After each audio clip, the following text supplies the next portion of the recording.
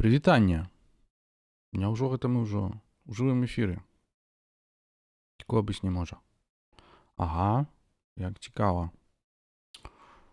Працуе ў нас толькі адзін мікрафон. Такім чынам мы будзем да яго сёння прывязаныя. Можа быць, мы падвысім ягоны ўзровень тады. Раз ён у нас адзін. Раз, два, тры. Тут уже мы яго не падвысім. Ніяк. Дарагія сябры, я не думаю, што вас там шмат на дадзены момант. Думаю, што вас там практычна няма. Такім чынам, трэба яшчэ пачакаць, пакуль там нехта прыйдзе, хутчэй за ўсё. Я, на жаль, не бачу. Ён мне не паказвае.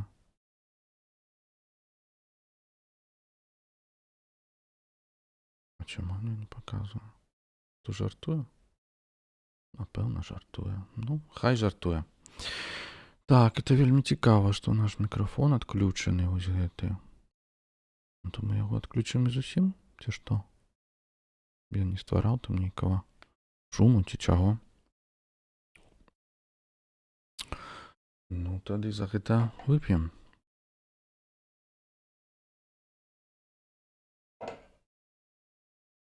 У нас тут просто ўвесь час нейкія тэхнічныя інавацыі. І трэба, так сказаць, з імі нейкім чынам змірацца і жыць. Таксама не забываць записывать бэкап. Усялякі пажарны. Тут і мала чаго. Сябры, калі нехта там з'явіцца, то дайце, калі ласка, знаць, ці ўсё у вас у парадку з гукам і гэтак далей.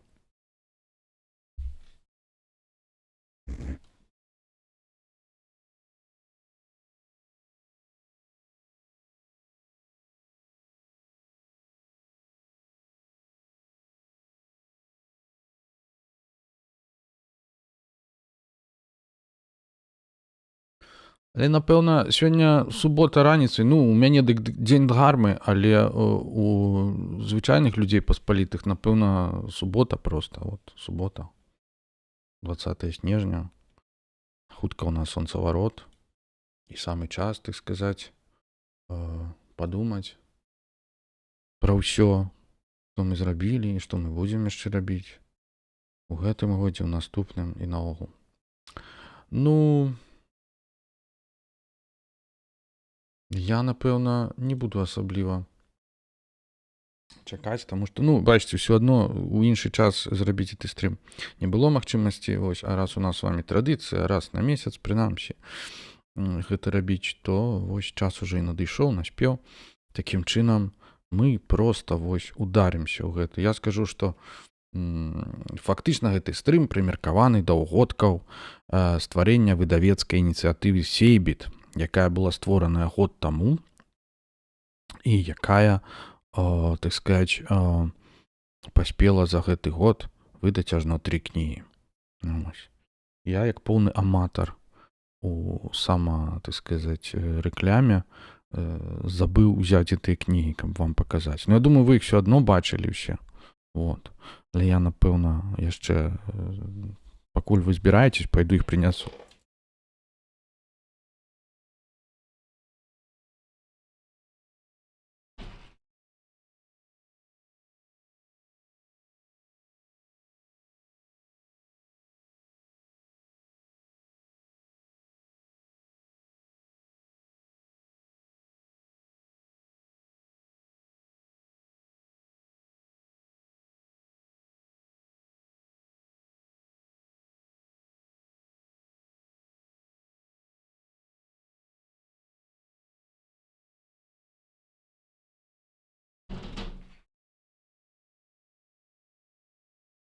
Ожухна.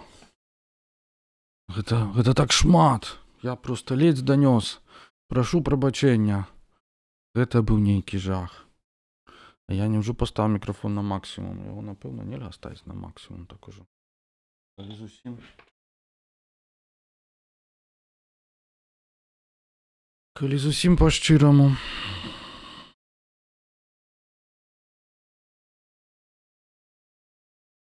крышку, напэўна, все-таки менш. Я не ведаю, зашкальвае, не зашкальвае. Я калі буду блізка казаць, то ён, в прынцыпе, ўжо как бы не зашкальвае. Ну, добра. Колькі мы пачакалі? 5 хвілін. Ну, по ідэі.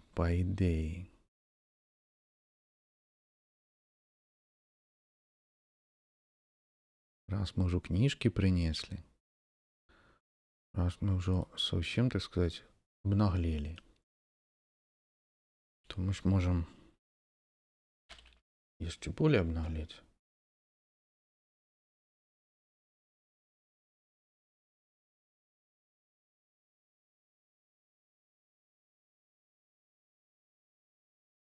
Не, ну, слухайте.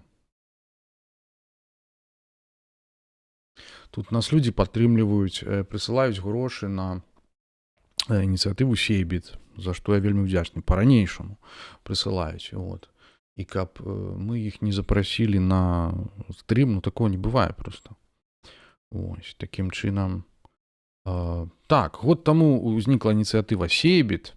Вось, узнікла з даволі простай патрэбы выдаць кніжку маіх мемуараў, якую просто... Ну, я казаў пра гэта на прадмове там у стрыме, просто з розных прычынаў адмовіліся выдаваць у выдавецтве, з якім это было дамоўлена. Вось, такім чынам, дзякуючы ім, узнік гэты Сейбіт ці Сейбіт, пра які мы сёння будзем якраз казаць. І вось за год былі выдадзеныя з падтрымкай нашых дарагіх чытачоў, спонсараў і найперш тых, хто ўдзельнічаў у краўдфандынгу год таму на платформе Гронка. Вось, дзякуючы ім выйшла першая кніжка, двухтомнік, не слаба. Вось, пасля чаго выйшлі яшчэ 2. Так выйшла, што паколькі ідэя ініцыятывы, ну, патрэба і стварэння сыходзіла ад мяне. Вось, і разам са сваім сябрам, выдаўцом, мы яе фактычна заснавалі. Вось, то і выйшла так, што усе 3 кніжкі фактычна мае. Ну, прадыктавана гэта было пэўнай, скажем так, лякунай у маіх вось гэтых выдавецкіх справах, таму што я вось на працягу апошніх гадоў, не ведаю, 50 выдаў там фактычна одну, здаецца, кнігу. Здаецца, апошні быў кінараман, так? Это што тычыцца прозы. А што тычыцца у 18 годзе выйшаў кінараман, а што тычыцца вершаў, то ў 14 годзе я выдаваў летні час ва ўкраіне, так? У Тэрнополі. Такім чынам, там падышоў час і было што выдаваць. Вось я вам зараз, так сказаць, пахвалюся. Дадаткова. Ось гэта першая кніга, двухтомнік, пра які я казаў, называецца «Спроба эксперыментальнага канструявання сябе». Не так даўно выйшла рэцэнзія Сергея Дубаўца, перад тым рэцэнзія Валерыя Капеева. Вось, то бок, вельмі так... Ну, уже 2 гутаркі, по-моему, 2 было пра гэту кнігу. То бок, як бы, в пэўным сэнсе заўважаная кніга. Ну, пагатоў, калі яна выходзіць, напрыклад, ад таго ж Сергея Дубаўца, які рэгулярна цяпер рэцэнзуе беларускія кнігі, які сам атрымаў гідройца сёлета, прычым другога, прычым за аўтафікшн. Вось, то бок, я думаю, што яна вартая ўвагі, так? То бок, я вельмі ўдзячны яшчэ раз усім, хто дапамог з выданнем, і ўсім, хто на кнігу потым адгукнуўся, хто яе агораў, здолеў яе прачытаць. Наступную кнігу мы выдалі там, дзе нас няма. Там, дзе нас няма, гэта мой самы першы раман, які ў 2004 годзе атрымаў прэмію Янкі Юхнаўца. Вось, але... паколькі ягоны аб'ём на той час быў яшчэ большы, то бок ён недзе на траціну.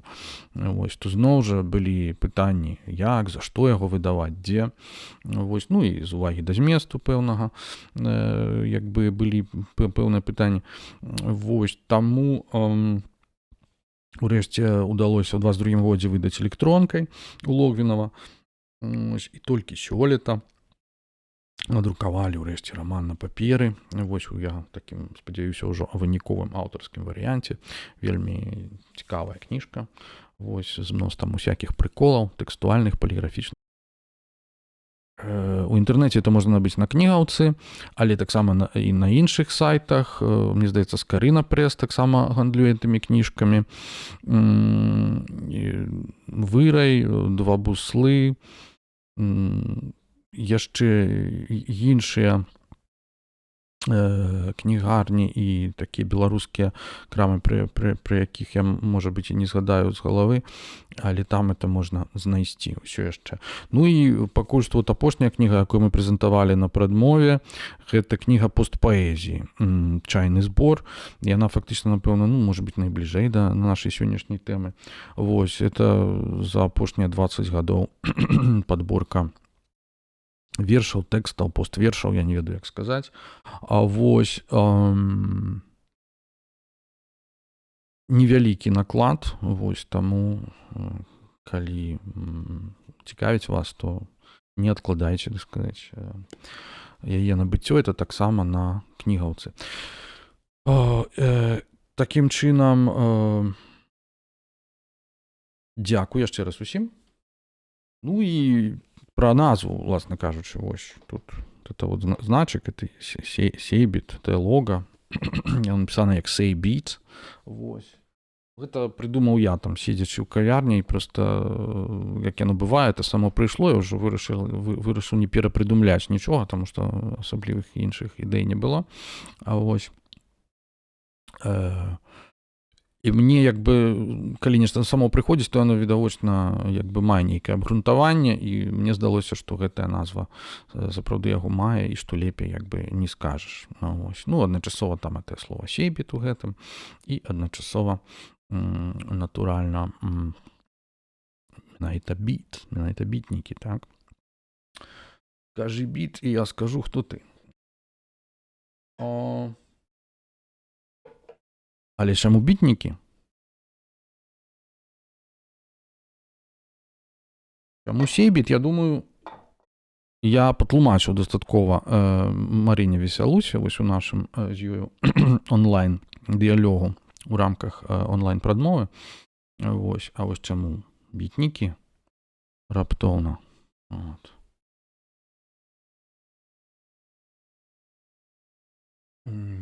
Так вось пра гэта мы сёння і пагаворым.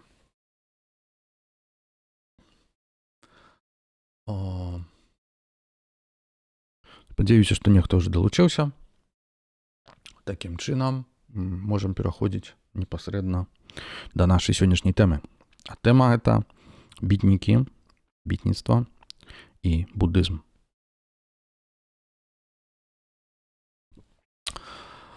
І пачнем мы абсалютна для нас традыцыйна з цытаты.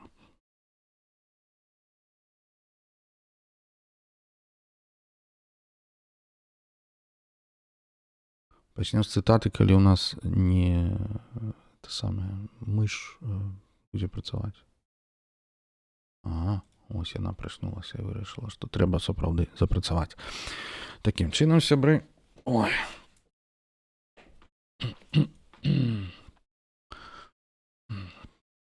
цытата.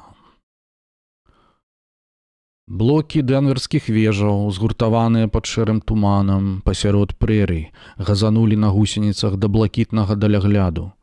Няма месца помсце. Эпікурэец Алан Уотс, які шмат бухаў, спяваў хрыстападобным басам доўгі, доўгі, доўгі ом, памёр у сне. Сэрца пазбыла сіл. Качоўны філёзаф у 58 гадоў у кітайскіх строях у пошуках любові ці ўваходу ў Будду вобмацкам накшталт гэтага нябесна-блакітнага крыла, што нырае ў вясёлкавы німб пасярод бадзяжнай белізны аблокаў, скандхі таксама падобны вэлюм. Няма месца помсце. Дабраславёныя нябожчыкі, што не могуць даць здачы, пакрыўдзіцца на верш, нож, думку.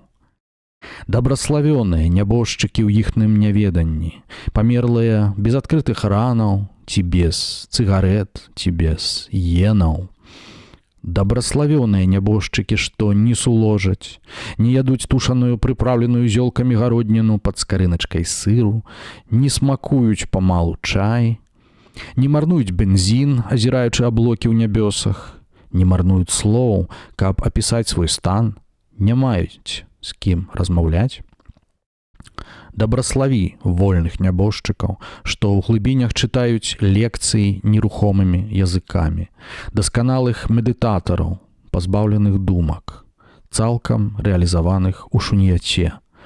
Добраславі апошніх мёртвых філёзафаў, думку пра думку філёзафаў, дасканалых настаўнікаў мудрасці, што ўніклі прывязанасці да малітвы аб добраславенні і добрашчасці, уніклі ад пракляцця сядзячай медытацыі на падушцы пад сракай.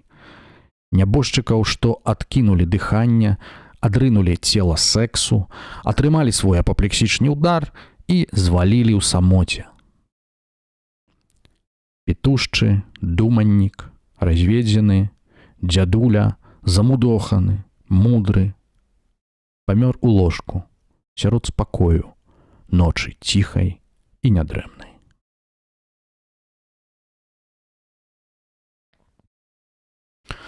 17 листопада 73 года. 1900.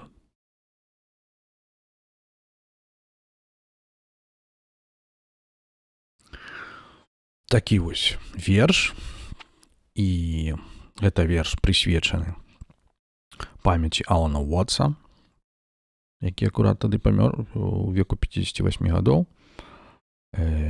Верш называецца «Элегія ў палёце», і ягоным аўтарам быў Ален Гінзберг. Вам вядомы пераклад мой.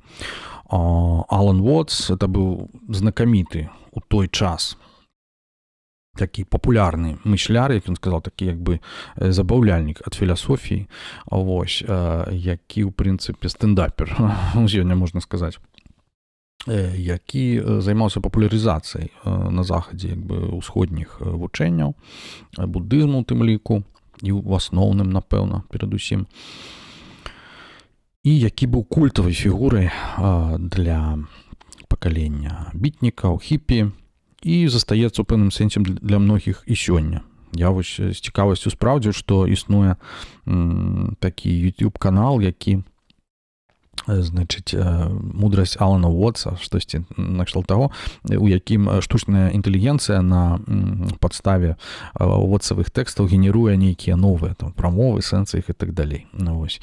І я думаў, што гэта нікому не цікава, а там недзе 100 000 падпісчыкаў, і сярод іх я ведаю дакладна некаторыя нашы беларускія філёзафы, якім перадаю прывітанне. А вось і яны это слухаюць, я так разумею, на расслабоне для того, каб проста разняволіцца, і так, часам там трапляюцца вельмі такія цікавыя думкі. Хаця насамрэч я рэкамендую Алана Уотса слухаць в арыгіналах, таму што вельмі шмат ягоных запісаў засталося, ён сапраўды вельмі шмат ездзіў, чытаў лекцыі, і ёсць у яго што пачытаць і што паслухаць. Вось, рэкамендую. Трэба мець на ўвазе, што это як бы папулярны філёзаф такі, вось, але сапраўды трапляюцца цікавыя думкі. Дык вось Алан Уотс, што ён зазначаў для Гінзберга, так, і чаму ён не мог не напісаць вось такую сваю кшталту эпітафію на яго. Вось, Гінзберг тады пісаў шмат на каго эпітафію, таму што многія людзі, з якімі вось ён у маладосці пачынаў, так, прадстаўнікі ягонага пакалення, яны пачыналі ўжо як бы сыходзіць і сышлі на той момант, і вось гэты жанр для яго ён такі у той час даволі папулярны, в сэнсе часты, ён да яго часта звяртаецца. Дык вось бітнікі, не ведаю, наколькі гэты тэкст даў адказ, чаму яны для мяне настолькі сёння важныя, але я мушу сказаць, што сапраўды яны мяне цікавяць, чым далей, тым болей, у прынцыпе, заўсёды цікавілі. Там, спярша Бэраўс, вось, потым пазней астатнія таварышы, вось, і пра якіх мы сёння будзем казаць, але Бэраўс, пра якога мы сёння не будзем казаць, ён якраз быў такая першая любомая сярод бітнікаў. Я думаю, што адна з прычын таго, што вот я асабіста да гэтага вяртаюся, яна ў тым, што яны жылі ў падобных, напэўна, грамадска-палітычных варунках у той час. То бок іхная маладосць фактычна прыпала на Другую сусветную вайну. І вайна так ці іначай на іх адбілася. І мы з вамі сёння, як гэта не сумна, таксама жывем у часы вайны. Некаторыя кажуць Трэцяй сусветнай вайны. Ну, як не назаві, але адбываецца нейкае глобальнае супрацьстаянне. І гэта трэба сказаць людзі, якія любымі спосабамі як бы шукалі магчымасць застацца ад гэтага ўсяго незалежнымі. То бок не проста стаяць у баку там ці там дэзертырстваваць. Вось у мяне ёсць такая нашыўка тылавы шчур, якую як пацыфіст магу як бы ганарыцца. А менавіта адрынуць вось гэтую логіку, так, і прачнуцца з кашмару гісторыі, так, пра тое, што мы казалі, кажучы пра сюррэалістаў, пра Джеймса Джойса. Ну, ось, мы сёння пабачым, што ў іх вельмі шмат супольных пунктаў судакранання з бітнікамі. Вайна іх закранула, нават калі не непасрэдна большасць з іх, але ускосна самой атмасферай, так. Злучаныя Штаты ўступілі ў вайну ў 41-м годзе, так, з нападам Японіі. То бок дагэтуль вагаліся нават абвясціць вайну Гітлеру, то бок 30-е гады была такая палітыка, ну, пасля Першай сусветнай, натуральна, ізаляцыянізму, штосьці вось накшталт таго, што мы сёння можам назіраць, і тым не менш менавіта канфлікт з Японіяй прымусіў уступіць у вайну Злучаныя Штаты. Ну, канфлікт з Японіяй быў, скажам так, ён меў розныя матывы. Ну, як бы імперская палітыка Японіі быў толькі адзін з матываў. Вось. Другі матыў была імперская палітыка США, якая, в прынцыпе, як бы пачалася неўзабаве пасля таго, як США здабылі незалежнасць, то бок, як бы, вось гэтая дактрына Монро і амерыканскі, як бы, такі каланіялізм у заходняй паўкулі, ён, як бы, у 19 стагоддзі, так, бярэ выток. Ну, мы ведаем, так, вось это Тэхас, Каліфорнія, вось это канфлікты з Мексікай, Куба, так, як бы, вайна супраць Іспаніі за вызваленне, як бы, Кубы, так, Філіпіны, той самы. То бок, фактычна, Амерыка першым чынам разабрала, як бы, іспанскую імперыю, былую, таму што яна была самая аб'ектыўна слабая і, як бы, не здолела аказаць такога супраціву. Сёння мы бачым, што Амерыка спрабуе вярнуцца, так сказаць, да гэтай палітыкі зноў жа, да, вот штось, я не ведаю, што там адбываецца ў нас з Венесуэлай, ось, але менавіта гэтая палітыка прынесла, так сказаць, амерыканцам такую у двукосці всенародную любоў у Лацінскай Амерыцы, што іх там лічаць гринга, і фактычна любы, хто нейкім чынам арыентуецца на Амерыку, ён проста, ну, ператвараецца ў антыгероя, да? Калі мы згадаем всіх вот этих там сукіных сыноў, якіх яны падтрымалі ў 20 стагоддзі, нягледзячы на тое, што это былі як бы іхныя сукіны сыны, так званыя, в сэнсе, што не падтрымліваць іх азначала было б заступіць там уплыў камуністычнай Расіі. Ну, яно па факту як бы так і адбывалася, так. Расія менавіта таму, можа быць, і мела там вялікі ўплыў, таму што Лацінская Амерыка настолькі была амерыканскай палітыкай папярэдняй, як бы здратаваная і расчараваная. Тым не менш, ну вось, адзін з вам з прыкладаў, у якія часы мы жывем. У нас літаратурны стрым, мы пачынаем яго з этого.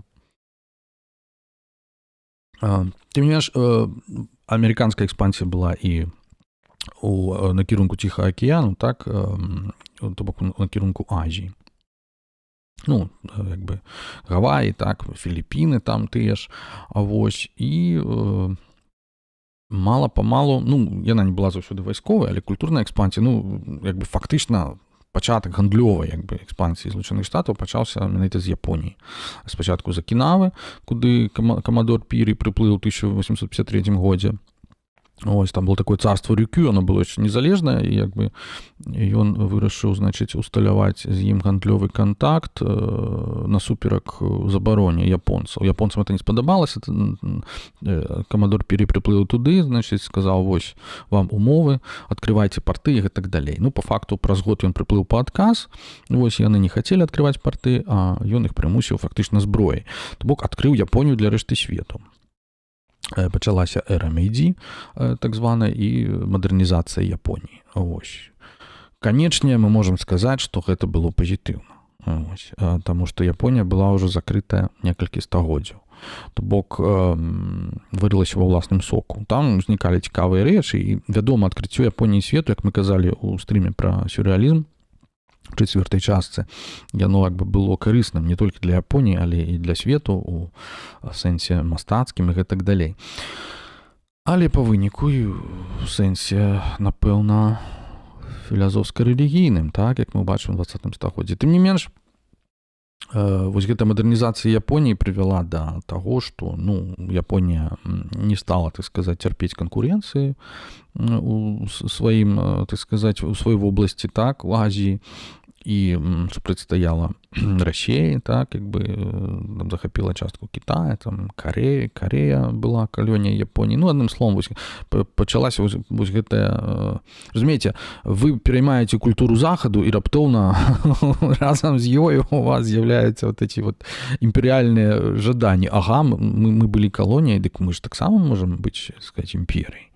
Вот. І з'явілася японская вот эта імперія, якая просто сапраўды дамінавала у Азіі, вось, але там былі пытанні, ёй не хапала рэсурсаў, вось, і, значыць, урэшце-рэшт прыйшло да канфлікту са Злучанымі Штатамі. Вось, Злучаныя Штаты, там былі дзве групы, наколькі я памятаю, пракітайская і пракітайская.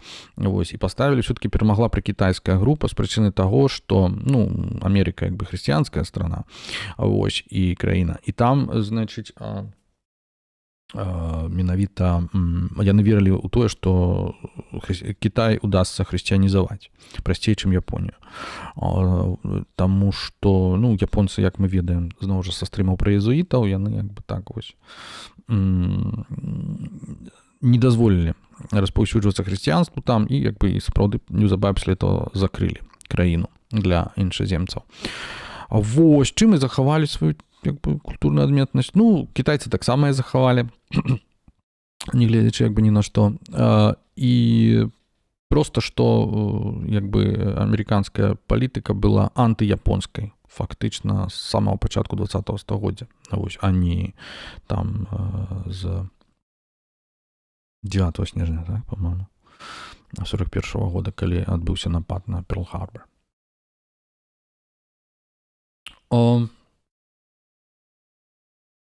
Адным словом, вайна. Просто пачалася вайна, і амерыканцы, якія так доўга спадзяваліся яе пазбегнуць, просто ў ёй апынуліся. Вось, это мы яшчэ будзем казаць пра адно, па-моему, з найлепшых апавяданняў Букоўскага Remember Pearl Harbor. Ці памятаеце вы пра Pearl Harbor? Это такое антываеннае апавяданне. Вось, будзем чытаць. Адным словом, вось гэты кантакт паміж, вот эта вайна паміж Амерыкай і Японіяй, якая скончылася, калі будзем шчыра казаць, напэўна, все-таки военным злачынствам, я маю на увазе атомную бомбардзіроўку Хіросімы і Нагасакі. У прынцыпе, другая светная вайна была, это суцэльная гісторыя военных злачынстваў. Вось, але гэта была такая, тэхналагічная вялікая катастрофа, по факту тэхналагічная такая ж, як і Галакост. Галакост маецца на увазе, то бок спроба масавага знішчэння з дапамогай найноўшых тэхналогій. Вось, але амерыканцы сцвярджалі, што, вы бачылі фільм «Оппенгеймер», да, там як Труман настойваў на тым, каб гэта скарыстаць, маўляў, мы уратуем безліч жыццяў і гэтак далей, амерыканскіх найперш. Напэўна, штосьці ў гэтым ёсць, таму што, ў прынцыпе, японцы былі сапраўды наладжаныя на супраціў да канца. як і нацысты. Вось. Але ў выпадку нацыстаў як бы давялося гэтага пазбегчы літаральна там паўгады, паміж гэтымі, нават меней. 4 месяцы літаральна. Паміж капітуляцыі нямецкай капітуляцыі Японіі. Ну, бамбардзіроўка Дрэздена таксама, напэўна, не была нейкай вялікай гуманітарнай акцыі, Вось. Адным словам, працягваем.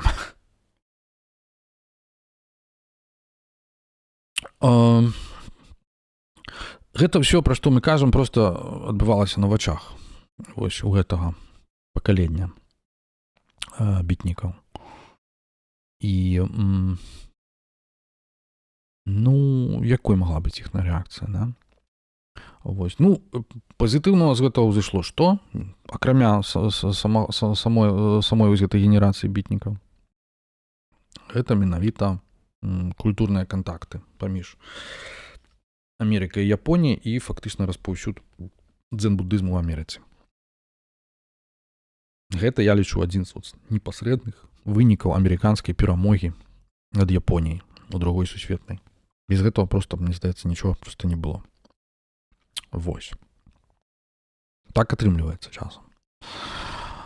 І вось пераможаныя японцы, яны як бы памалу, яны і дагэтуль былі ў Злучаных Штатах, натуральна, але проста вось там была вось гэтая тэорыя жоўтай небяспекі, так, там Yellow Peril, проста яны адразу, як толькі пачалася вайна, яны ўсе інтэрнавалі, хаця многія японцы як бы і нават у войску служылі, былі як бы адданымі грамадзянамі ЗША, але тым не менш трапілі ў гэтыя лагеры і так далей. Ненадзейныя, недобранадзейныя.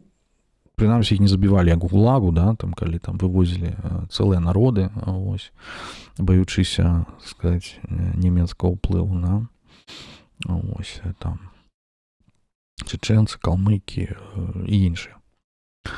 Крымскія татары, вось, тады патрапілі таксама пад рэпрэсіі.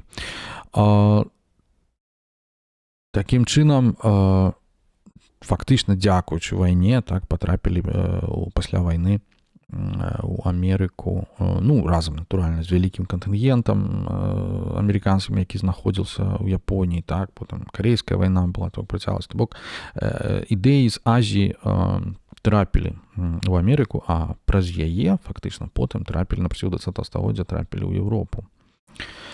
Вось, і гэта для нас даволі важна, для нас і для прадстаўнікоў заходняга будызму. І хаця заходні будызм, ён традыцыя як бы даўнейшая, але вот менавіта масавай з'явай ён стаў пасля вайны і найперш у Злучаных Штатах. Судзукі, там вот все вот гэтыя кніжкі, это менавіта пра гэта. Такім чынам, вялікую ролю у распаўсюджанні менавіта будысцкіх ідэй на захадзе згулялі акурат бітнікі. І ў прыватнасці Ален Гінзберг, якога мы ўжо на самым пачатку працытавалі.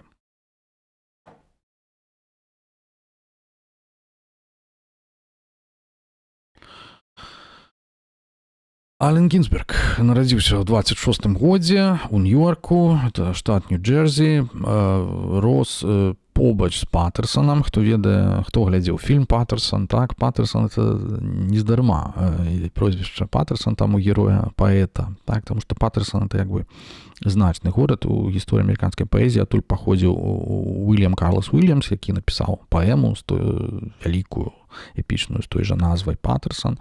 Вось, і Гінзберг адтуль атрымліваецца.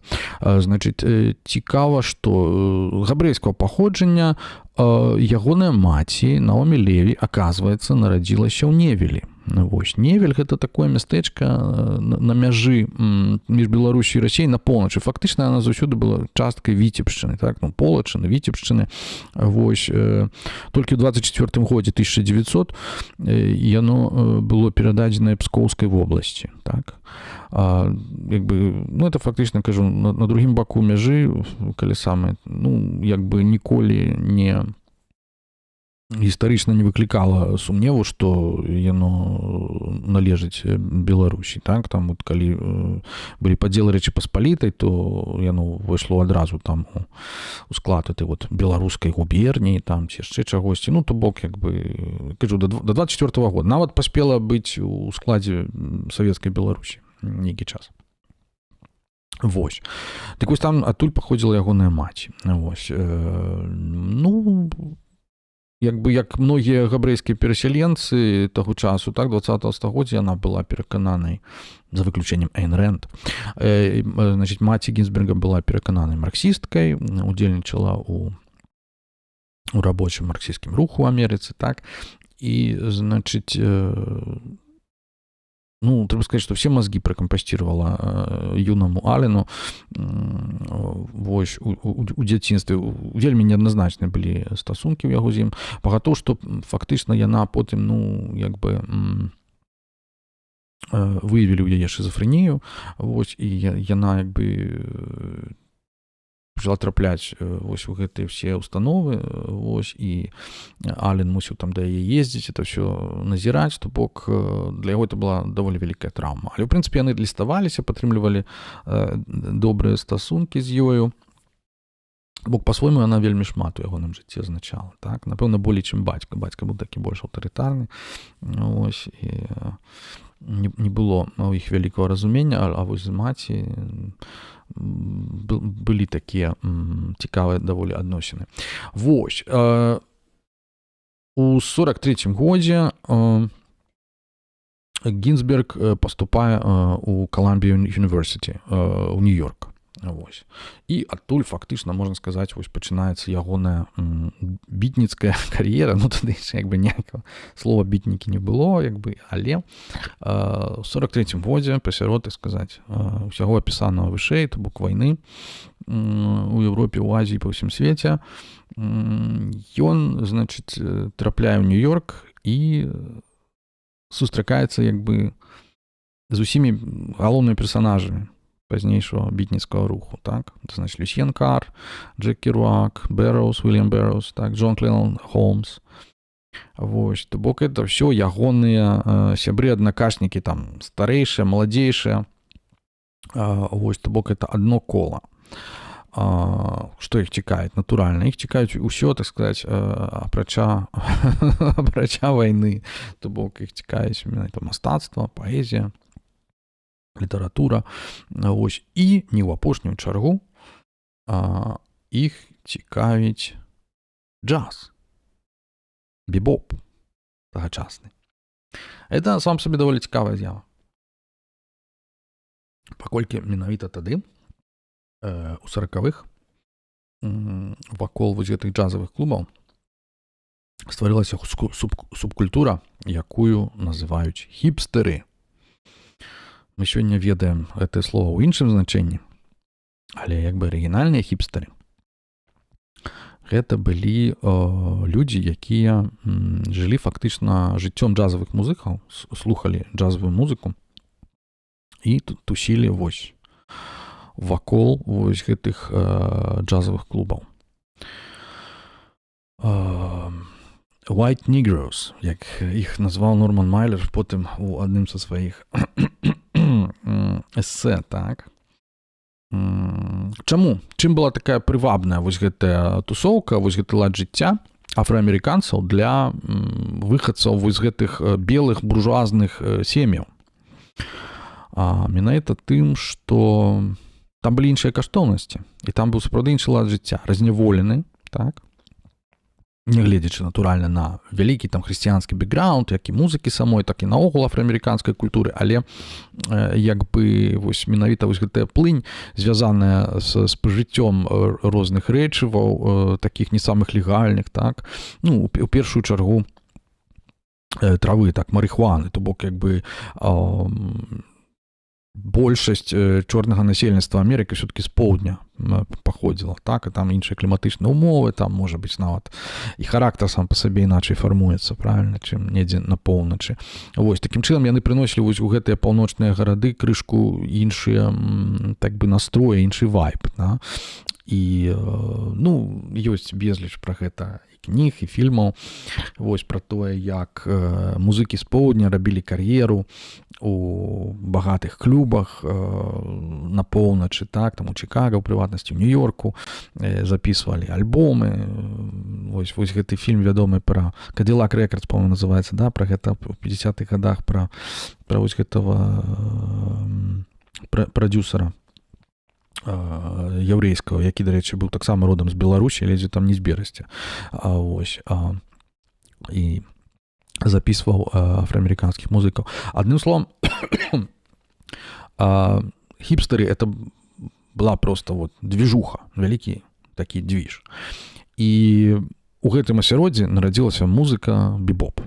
Значыць, я тут абсалютна не гісторык, так сказать, джазу і не буду прикидвацца, што я ім ёсць, але наколькі я зразумеў, што бібоп — это была такая першая музыка не для танцаў. Потому что вот ранейшие джазовые стили, вот такие вот классичные, 30-е гады, вось, эти вот эти ласкавыя песенькі, яны былі, в принципе, такія вельмі френдли для аўдыторыі, то бок і паслухаць, і патанчыць там, і з дзяўчынай, так сказаць, там, за ручку падтрымацца. А што тычыцца бібоп? Дык бібоп — это было штосьці вот такое, это ўжо сучасна, это была музыка для музыкаў. Вось. То бок яна была вельмі хуткая, то бок ужо не разлічаная на нейкі танец. Ну, потым падыдзе рок-н-рол, аказваецца, што танчыць можна па-ўсякаму. Вось, але як бы яна была такая як бы шалёная. То бок і людзі, якія там гралі, там кшталту Чарлі Паркера, вось, вядомага, да, у прыватнасці з кніжак Картасара, яны былі як бы, ну, не заўжды ў такім, скажам, стане адэкватным. Яны часта перад выступамі там прымалі ўсякія вось гэтыя рэчы, вось, нехта проста там як бы моцна бухаў і гэтак далей. Вось, то бок гэта натуральна адбівалася, то бок там быў іншы стан свядомасці па-свойму. Вот. І вось гэта вельмі паўплывала як на, так сказать, на музыку, так і на тых, хто яе слухаў. То бок на культуру, на светаўспрыняцце вось гэтых белых, у тым ліку белых маладых людзей. Вось. Якіх было спачатку не шмат. То бок, што гэта яны там пераймаюць нейкую дзіўную культуру. Ось, азіраючыся назад, можна сказаць, што фактычна вся другая палова 20-го стагоддзя, ось, яна палягае у тым, у перайманні белай большасці, перайманні афраамерыканскай фактычна музычнай культуры найперш. То бок, в гэтым сэнсе бітнікі былі піянерамі такімі. Ну, ось яны былі такія вот першыя стылягі, да, можна сказаць, якія слухалі джаз, там втыкалі. Ну, плюс, натуральна, нельга забывацца, што з гэтым быў звязаны пэўны такі праміскуітэт. Вось, это значыць разняволенасць у сексуальных адносінах, вось, якую традыцыйна прыпісвалі афраамерыканцам, наогул каляровым людзям, там яшчэ ледзь не з часоў Шекспіра. Это быў такі вот рэальна стэрэатып. Вось. І ў пэўным сэнсе, не гледзячы не на тое, што там большасць, абсалютная большасць негрыцянскага насельніцтва Амерыкі, яны проста вот жылі там як бы манагамна, да, паводле тых сваіх хрысціянскіх каштоўнасцяў, але ўсё-такі моладзь там, і вот менавіта музыкі, менавіта творчыя людзі, яны вось гэтых всіх буржуазных, філістёрскіх, ці, як сказаць, правілаў асабліва не трымаліся. І гэта таксама было вельмі для бітнікаў нашых значна і сімпатычна. Вось, такім чынам, уяўляеце сабе атмасферку, дзесьці там вайна, вось, бомбы рвуцца, а ў нас тут клуб, і мы, значыць, это самае, у дыме марыхуаны, вось, слухаем джаз, вось, знаёмімся з дзяўчатамі, такімі разняволенымі таксама, як бы, і ў думцы, так сказаць, і вельмі часта і ў паводзінах, вось, і проста вот кайфуем ад жыцця, як быццам there's no tomorrow, так сказаць, да, типа заўтра няма, no future, вось, і мы жывем тут і цяпер. Вось такая прыблізна атмасфера часу, так. Ну, і вось у гэтай атмасферы ўзнікае бітніцкі рух, менавіта, як бы, які выяўляецца метаў літаратуры. Вось што я, уласна кажучы, хачу сказаць. Таму што, як бы, тэма ўсё-такі у нас будызм і літаратура. У 46-м годзе, вось, пасярод этого ўсяго, адбываецца знаёмства наших вось гэтых бітніцкіх інтэлектуалаў з Columbia University адбываецца іхнае знаёмства з Нілам Кесіді. Вось, Ніл Кесіді это просто вот безбашенный чувак, калі вы яго ведаеце па кнігах, так, это просто вось такі, як сказаць, ну, вот такі вот стихійны такі чалавек, як бы з народа, але з пэўнымі такімі інтэлектуальнымі амбіцыямі, зацікаўленасцямі, пры тым, як бы там з некалькімі адсідкамі ў турме, там за нейкі дробны крымінал, чалавек, які, я не ведаю, гандляваў наркотыкамі, уганяў машыны, ну, ось, і падзарабляў як джигала там, дзесьці. Ну, это просто вот фантастычны персонаж, хто б яго не апісваў, хто пра яго не пісаў. Вось, і ён, ці то Керуак, ці то, я не ведаю, Гінзберг, ці то пазней Том Вулф, так, як бы, это просто неадольная такая постаць амерыканскай культурнай гісторыі таго часу, і просто вось, якая вот, ну, напэўна, не менш за бібоп уплывала на іх усіх. Вось, у тым сэнсе, што ён таксама, як бы, падзяляў вось гэтыя каштоўнасці такого вольнага жыцця, і то бок мы б сёння сказалі такі праціка Будда, то бок, як бы, ну, прасвятлёны чалавек, які, як бы, якому нічога ад пачатку не бракавала, вось, але які думаў, што вось яму бракуе культуры, яму вось важна навучыцца пісаць, там хлопцы, класна, вы пішаце класна кніжкі, навучыце мяне, я таксама хачу кніжкі пісаць. Вось, і Керуак, дарэчы, вот, бярэцца яму там паказваць. Ну, хто глядзеў нейкае кіно там пра гэта, вы можете сабе ўявіць, да, як это все прыблізна было, так. Значыць, і вось дзякуючы Нілу яны пачынаюць, тому што Ніл это просто вось супер, вось ён кіроўца ад Бога, ён там за 15 гадзін там прыязджае там з Нью-Йорку у Нью-Орлеанс, просто, ну, такі вот ужо просто чувак, і вось яны пачынаюць разам з ім. Хаця некаторыя там, напрыклад, як Керуак ужо там раней падарожнічалі, ці як Бэрроуз, так, але вось менавіта з імі яны пачынаюць як бы гойсаць па ўсёй Амерыцы, туды-сюды. Ну, вось. Наколькі это магчыма. Ну, вось. І што называецца дыхаць паветрам свабоды. Свабода падчас вайны, так, то есть такі пір падчас чумы. Магчыма такое? Абсалютна магчыма. Ну, вот. І яны гэтым фактычна і займаюцца. Гінзберг сярод іх.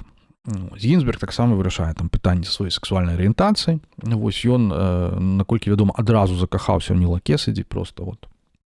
І Ніл Кесіді, што цікава, паколькі як бы ён быў таксама, в прынцыпе, бісексуальны, вось, то ён як бы быў абсалютна не супраць. Ён быў адкрыты ўсяму, вось, і быў абсалютна не супраць заляцання ў Гінзберга, і для Гінзберга вельмі ён шмат азначаў. Вось. Хаця яны разам не жылі, так, это не было ніякае несталае партнерства, але Кесіді быў для Гінзберга, ну, такім вялікім каханнем, можна сказаць, так. Вось. Хто чытаў там Керуака, да, ў дарозе, все это сабе цудоўна уяўляе і без мяне. Я хочу толькі адзначыць, што у той час Гінзберг, наш вот вялікі амерыканскі паэт, будучы, ён пісаў абсалютна традыцыйна. Якраз у гэтыя самыя шалёныя гады ён пісаў даволі традыцыйную паэзію, там рыфмаваную, ўсё як трэба. Вот. І, значыць, як не трэба. І, значыць, пакуль такая вот цікавая штука не адбылася. У 48-м годзе. Наогул 48-й год, это уже пасля вайны, так ужо такое, ну, уяўляеце, да, атмасфера такого перамогі, уздыму, так сказаць, усё. Это самае, Амерыка, так сказаць, квітнее. Дык вось 48-й год для іх нейкі вот такі асабліва важны, так, вось там апісанне нават этого Нового года 48 у Керуака, оно такое, вось, што это было нешта, ну, это было там the best, просто парті, навагодняя вечарына ўсіх часоў, просто. Вось, там былі нейкія сотні, там яны там з аднаго месца ў другое, ну, это просто, ну, фантастыка, просто мара, да, вот кожнага такога, я не ведаю, як сказаць, адвязанага прадстаўніка багемы, да. Вось у тым жа самым 48-м годзе Гінзберг, там жывучы ў ўсходнім Гарлеме, так, з ім здараецца то, што называецца саторі.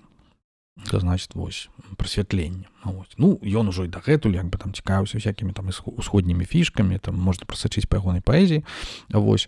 Але тут гэта здарылася падчас чытання Уільяма Блейка.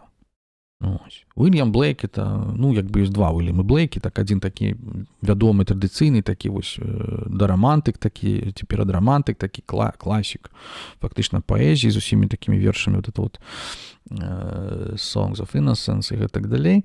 Вось Songs of Experience. Як бы класычны, в прынцыпе, паэт.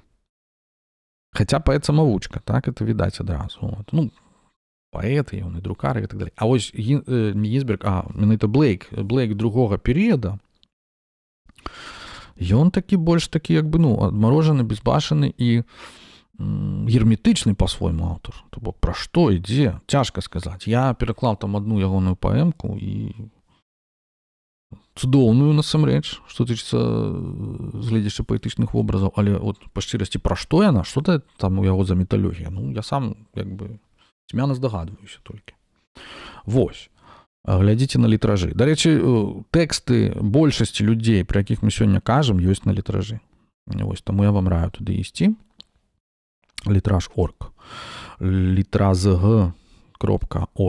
Вось, літаратурны сайт, якім я займаўся на працягу 7 гадоў. Вот, до 20-го года. Дык вось, можаце там это знайсці, даволі шмат перакладаў.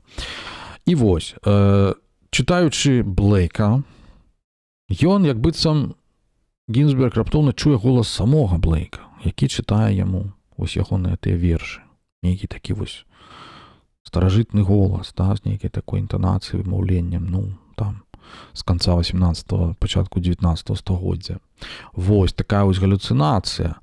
І ён там раптоўна глянуў в акно, паглядзеў, значыць, на ту пажарную лесвіцу, бачыў там нейкі там вось гэтыя краты, там суплёт, а потым паглядзеў на неба. Яму дайшло, што вот пажарная лесвіца, створаная чалавекам, это артефакт, а неба як бы само па сабе ўзнікла. І тут, значыць, яго там вось гэтая думка, яна яго проста схапіла, не адпускала. Вот. І, ну, прынамсі, так это апісваецца. І гэты момант быў для яго пераломным. То бок, у той момант ён штосьці, так сказаць, усвядоміў, так? Вось гэтае самаўзнікненне вось гэтага неба, так? Менавіта неба, да? Ключавое, да, для кітайскага даасізма, ось, синонім шуньяты, так сказать, буддыйскай, да, пустэчы. Вот вельмі важны момант, да. І вот мне это самаўзнікненне, это цікава, што это паралель з Бондай, таму што Бонды піша пра самаўзнікненне сусвету, самаўзнікненне матэрыі. Вось гэтая самая думка, вось гэтай вот несубстанцыйнай анталогіі бондыўскай раптоўна, вось яна прыходзіць на некалькі гадоў раней, чым самому Бонды, прыходзіць фактычна Гінзбергу у момант вось гэтага такога нечаканага прасвятлення. Вот. І гэта як бы, ну, па-свойму змяняе ягонае жыццё. Не менш за знаёмства з Нілам Кэссіді, так? І з бітнікамі. Вось. Ён пазней пісаў пра гэта ў вершы, дарэчы, таксама, як не дзіўна, рыфмаваным. Ва ўсё тым жа 73-м годзе напісаў верш, які называецца «Хто?». Ху. І, значыць, у маім перакладзе это так. У 48-м Гарлеме дамы застылі ў вечнасці. Тады я ўбачыў, што сусвет праява боскай еднасці. Настаўнік мой Уільям Блейк. Прафесія паэзія. У ёй раптоўны відзеш свой. Спрабую людству несці я. То бок, у той момант, калі верыць гэтаму вершу, у той момант ён усвядоміў, што сэнсам паэзіі, у прынцыпе, якой ён займаўся і надалей, значит, займаўся дагэтуль і потым, з'яўляецца данясенне да людзей так вось сэнсу вось гэтага моманту. Вот, зноў жа, там паралелі з Ніцшэ мы можам, да, прыцягваць з вечным вяртаннем, да? То бок, раптоўны відзеш свой. Я спрабую данець, вот этот раптоўны відзеш, вот это вот раптоўнае бачанне, усведамленне гэтай праўды, это і ёсць саторый, гэта і ёсць прасвятленне. Дык вось, менавіта раптоўнае, так, як у дзэне. Вось менавіта, як бы сэнс паэзіі Гінзберга, ён лічыць, менавіта ў гэтым, каб патлумачыць людзям, што гэта такое, вось гэтую боскую еднасць, якую ён усвядоміў.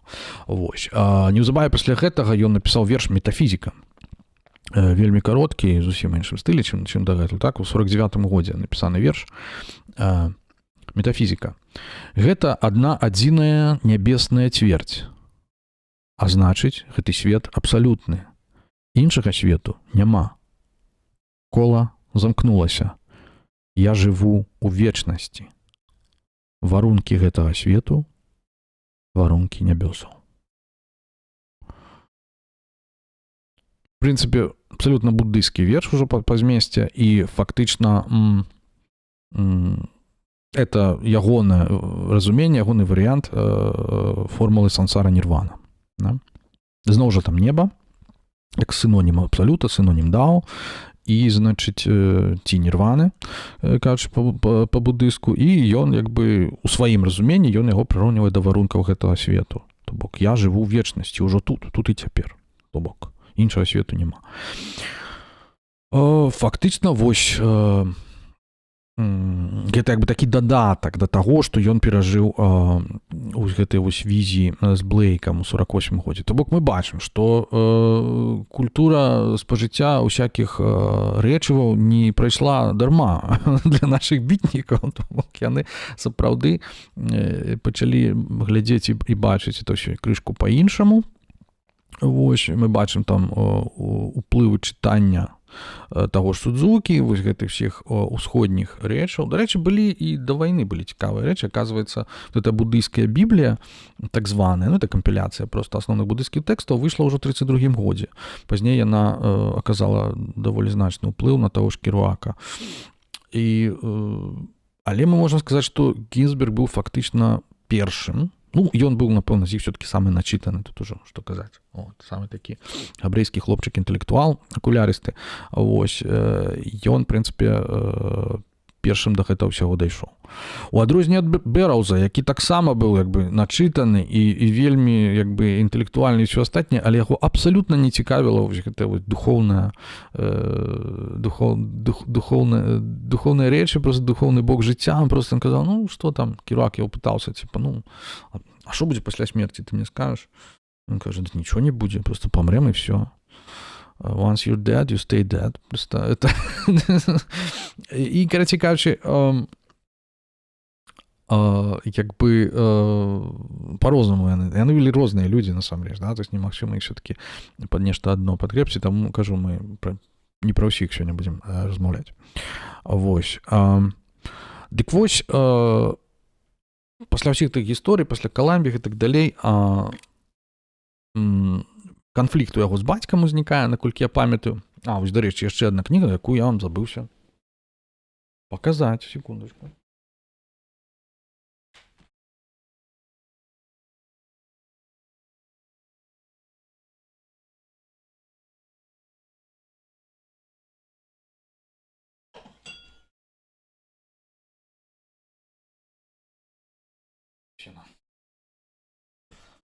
Так, бачите? Рон Коллинз и Дэвид Скувер. Это, значит, у меня у чешском перекладе, значит, «Мания», так? Это, ну, фактично книга про Beat Generation, написанная на падставе архіўных матэрыялаў, найперш судовых, таму што яны там просто вот суду не вылазілі, там былі розныя моманты, мы потым будзем казаць у сувязі з Керуакам і так далей, такія всякія крымінальныя. Натуральна, як бы, ну, гэты лад жыцця, ён як бы не мог прывесці да вялікага добра, і паліцыя на это все як бы глядзела, і потым давялося і уцякаць там, і некалькі разоў, там, і таму ж Бэраўзу, і там, і Керуаку, і нават там Гінзбергу. Адным словам, не просто так яны заўсёды вандравалі там па свеце, да, ту ж Мексіку. Ось, даволі часта яны туды ездзілі, там, не ведаю, і па наркату, і ад паліцыі хаваліся, і ўсё такое. То бок, ну, але як бы, ну, для іх это было не галоўным, это былі там нейкія, не наркагандляры, так, это трэба ўсведамляць. То бок, асноўная іхняя дзейнасць это была ўсё-таки як бы літаратура і культура. Вось, таму, тым не менш, я кажу, заўсёды з законам пэўныя пытанні ўзнікалі. І з цэнзурай, з усім астатнім, пра гэта пагаворым. Вось, дык вот у гэтай кнізе «Манія» яно ўсё як бы сабрана і вельмі так дакументальна хораша апісана, і як бы, ну, я кажу, ну, лепшая гісторыя, як бы, Beat Generation я так, как бы, не чытаў. Ось. Таму вельмі рэкамендую, каб яшчэ тут знайсці арыгінальную назву, што-то я не могу знайсці. Не, яна так і называецца, «Mania» па-ангельску. Ось. У 2010 годзе напісана кніга.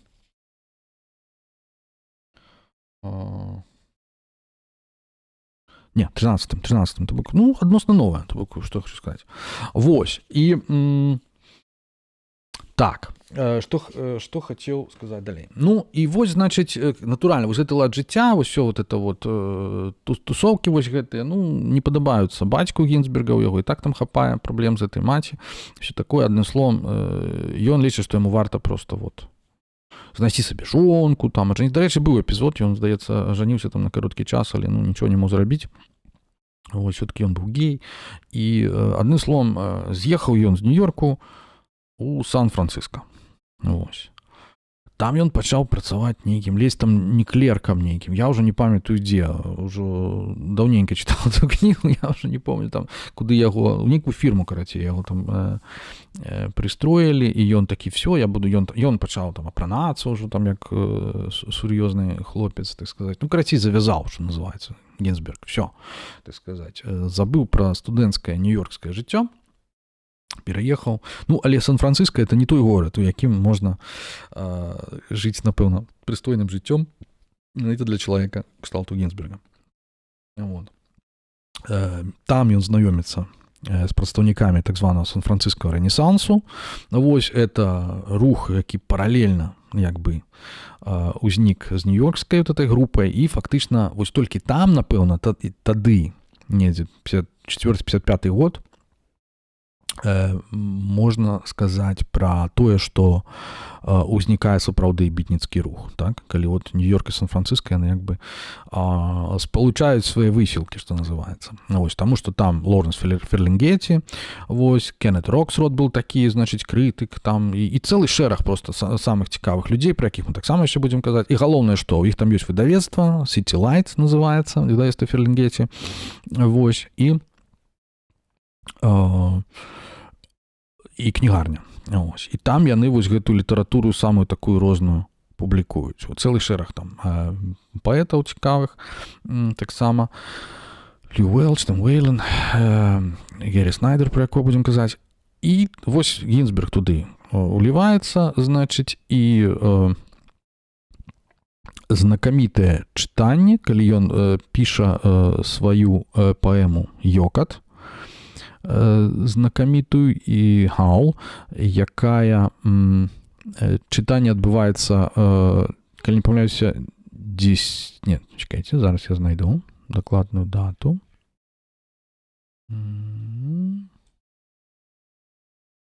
Столькі матэрыялаў, што ўжо забыў. 7 кастрычніка 55-го года у Сан-Франциско, у The Six Gallery адбываецца публічнае чытанне бітнікаў першае. Вось. Дзе выступаюць усе, хто там нешта азначае. Вось. І найперш, як бы, асноўнай зоркай робіцца Гінзберг, які чытае свой «Йокат». Вось. Прычым, як бы, доўгую паэму такім спосабам, што просто вось там аўдыторыя просто пачынае шалець, і як бы, ну, як бы можна сказаць, што сапраўды як бы нараджаецца Beat Generation у той момант. І на наступны год, у 56-м годзе, кніга выходзіць у Сан-Франциско у выдавецтве City Lights, якой належыць Лоренсу Ферлінгеті. І адбываецца што? Ось, вельмі падрабязна ў маніі пра гэта напісана. Адбываецца то, што яна трапляецца на вочы нейкім там паліцэйскім цэнзарам з хрысціянскім бэкграўндам, якія проста, ну, бачаць, што там даволі некаторыя шчырыя моманты. І я спадзяюся, што мы, па-беларуску пачытаем калі-небудзь «Йокат» цалкам. Мой сябар Антон Тарас яго перакладаў у свой час, недзе гадоў 20 таму, можа, 25. Вось, я прасіў яго, каб ён знайшоў пераклад, нешта пакуль ён не здолеў знайсці. Вось, але я думаю, што мы знойдзем, адноем і гэтак далей. Вот. І, ну, это вельмі значны тэкст для гісторыі амерыканскай паэзіі 20-го стагоддзя, як мінімум. І такім чынам, дзякуючы цэнзуры, і дзякуючы таму, што гэтую кнігу канфіскавалі, і дзякуючы таму, што Ферлінгеті, пакуль ён спадзяваўся, ну, ён клаў гэта грошы ў публікацыю, ён спадзяваўся на там нешта зарабіць, і як бы ён прагарэў, ён падаў у суд. А яны у сваю чаргу таксама падалі на іх суд за вось гэтую obscenity, ну, за ўжыванне, так сказаць, ненарматыўнай лексікі, там пачаліся вось гэтыя ўсе экспертызы, хто там што. Адным словам, жорстка. Пачаўся жорсткі такі махач паміж амерыканскай сістэмай і каштоўнасцям 50-х гадоў. Ну, вы уяўляеце, вось гэтыя кадылакі, там вось гэтыя там спажывецтва, багацце, вось гэтыя здаравенныя вот это машыны, там багацейце, вось гэтыя там піца з гэтым сырам, так, тут оно все, вось это самае. У фільмах Дэвіда Лінча можна знайсці вось гэты там Blue Velvet, да, вот это ўспаміны пра дзяцінства вось гэтых 50-х гадоў. Это там просто это рай спажывецкі, так, то бок як бы росквіт вот амерыканскага вось гэтага капіталізму пасляваеннага, а тут нейкія такія чувакі, якім это все як бы, ну, да сракі, як бы яны это самае пачынаюць там гнаць на эту Амерыку, як бы казаць, што это просто вар'ятня, і што жыць просто ў ёй немагчыма, вот, з гэтымі іхнымі традыцыйнымі засранымі каштоўнасцямі. І все такі, як? А што это адбываецца? Што это у нас? Што мы выгадавалі за пакаленне? Як бы там, якое вот, яно нават у вайне там не ваявала, бляха. А, і, так сказаць, ну і адным словам, вось гэты настрой, вось гэта якраз і прыносіць пітнікам вядомасць. Менавіта гэты суд, працэс з Ферлінгеці і з выдавецтвам City Lights, якое выдала Йокат, значыць, недзе год адбываецца гэты працэс, і яны гэты суд выйграюць, што самае цікавае. І дзякуючы падтрымцы самых розных, там вся Амерыка за іх впісалася, все вось гэтыя прагрэсіўныя левыя інтэлектуалы, якія тады вельмі якраз, ну, цярпелі ад гэтага маккартызму, так, ад пераследу тады была вось гэта там паляванне на ўсіх гэтых вот камуністычных агентаў, вядзьмарак, типа, вы былі ў камуністычнай партыі, як там хтосьці іранізаваў, там, Буковскі, здаецца, а хто не быў тады ў камуністычнай партыі? Ну, калі нават не быў сабой камуністычнай партыі, але як бы, ну, падтрымліваў гэтыя ідэі, так, як бы, ну, ці ведам, вунь нават атамную бомбу падаравалі саветам для таго, каб, ну, просто полностью, ну, як бы, ну, можна зразумець, была такая хваля пераследу марксістаў з аднаго боку, вот, а з другога боку пад яе, ну, траплялі просто ўсе, ось, і яна як бы выявіла вось гэтыя, да, дзве такія, як бы, тэндэнцыі на той самай Амерыцы. Вось, але інтэлектуалы, я кажу, пісаліся за Гінзберга, працэс яны выйгралі, і Гінзберг просто стаў вось як бы зоркай. Вот. Это просто штосьці як бы неверагоднае. Значыць, ён,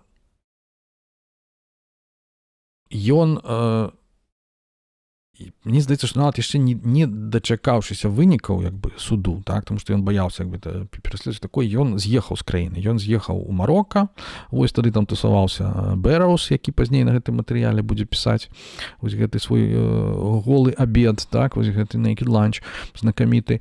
І, адным словам, Танжэры тусаваўся, потым па свеце вандраваў, то бок не адразу ён там вярнуўся ў эту Амерыку, недзе ўжо ў 60-х гадах, ну, калі ўжо фактычна, як бы, ну, быў сапраўды знакаміты, так, ну, это пра ягоныя вандроўкі сведчыць ягоныя тага часу, і зацікаўленні, так, таго часу сведчыць, значыць, вершы, якія я пераклаў, это вот верш 58-60-го года, это, значыць, яны названыя паводле імёнаў, значыць, назваў рэчываў, якія, пад якімі гэтыя вершы напісаныя. Вот, значыць, 58 годзе смяхотны газ, laughing gas, так, значыць, 59 год, лизергиновая кислота, lysergic acid, наогул не являю, что это такое. Ось. Смяхотны газ, это, здаецца, тое, што это вось з таким яблычным прысмакам, тое, што выкарыстоўвалі як наркоз у зубнога, по-моему, так? А што за lysergic acid, не маю паняцця абсолютно.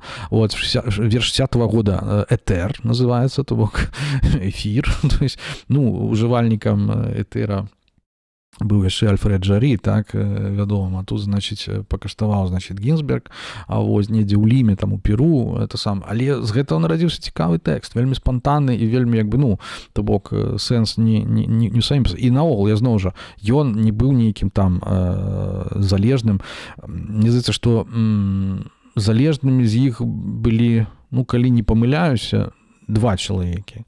Это Бэрроуз, які быў залежны ўсё жыццё ад гераіна, но ён там зноў жа падчас вайны яшчэ ў Нью-Йорку на это все падсел, ён это все апісвае ў Джанкі, выдатная кніга, просто адна з найлепшых, я лічу. у гісторыі як бы Beat Generation. Вось, як, дарэчы, і Клэлан Холмс такі, ён, які зусім прыстойны лад жыцця вёў, даволі хутка іх адышоў, але ён напісаў раман Go, якраз адзін з найлепшых пра гісторыю вось Beat Generation. Мне ён падабаецца болей, чым у дарозе On the Road Керуака. Ну, for some reason, не ведаю, але реально рекомендую. Я б яго пераклаў, таму што сапраўды як бы вот гэтыя 40-е гады ў Нью-Йорку апісвае просто, ну, неверагодным чынам. Значыць,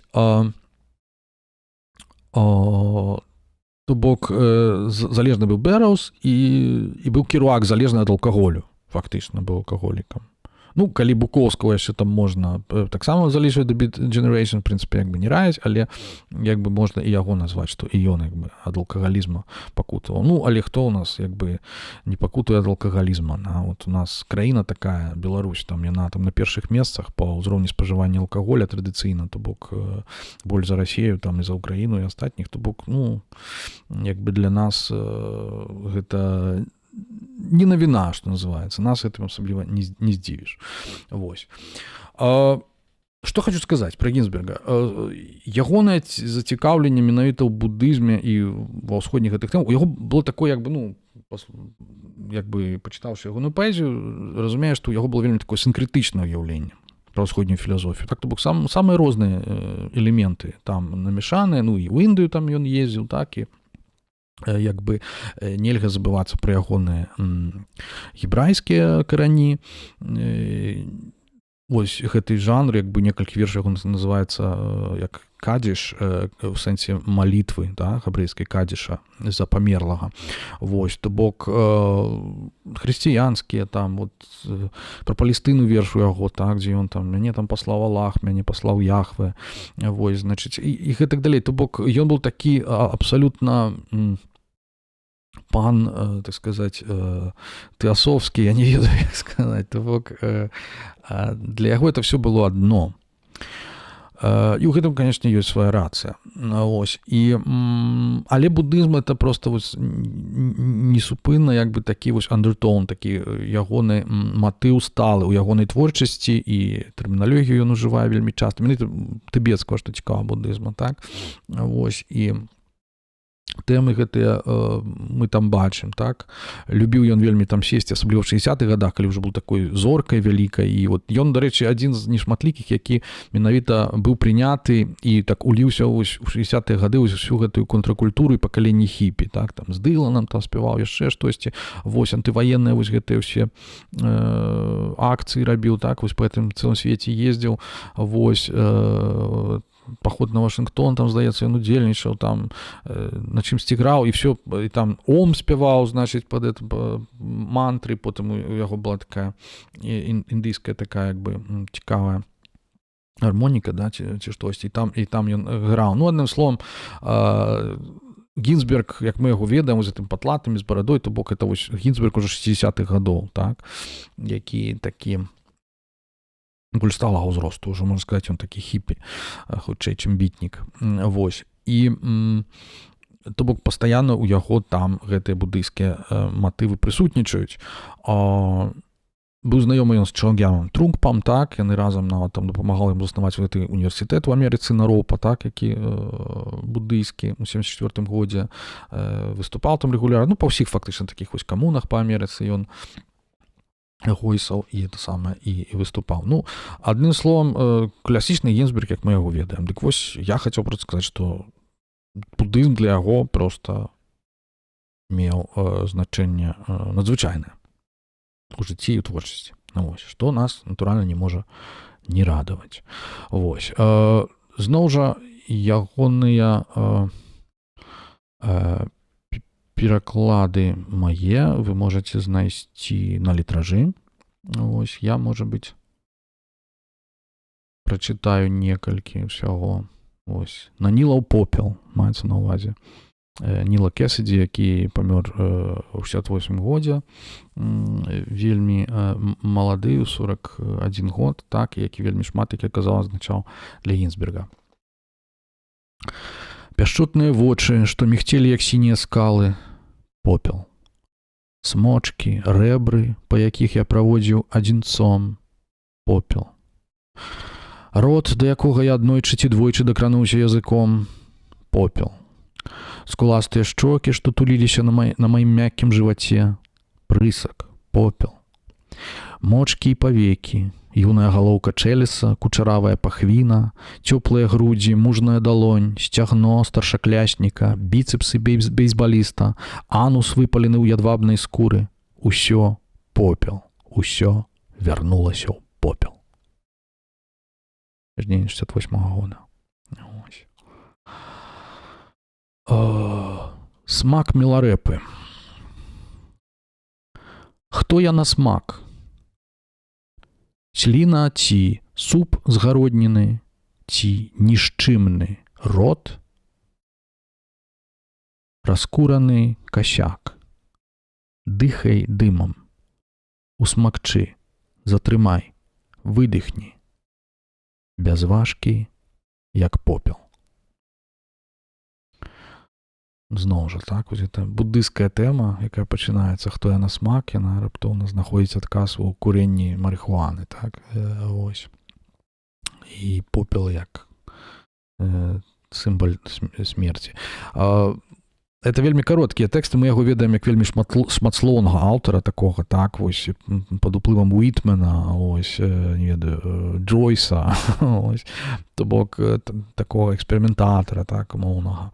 Але насамрэч ён быў майстрам такіх і кароткіх, як бы, лірычных формаў, замалёвак, які вот мне асабіста бліжэйшы. Ну, напрыклад, це называецца Teton Village, 73-го, зноў жа, года верш.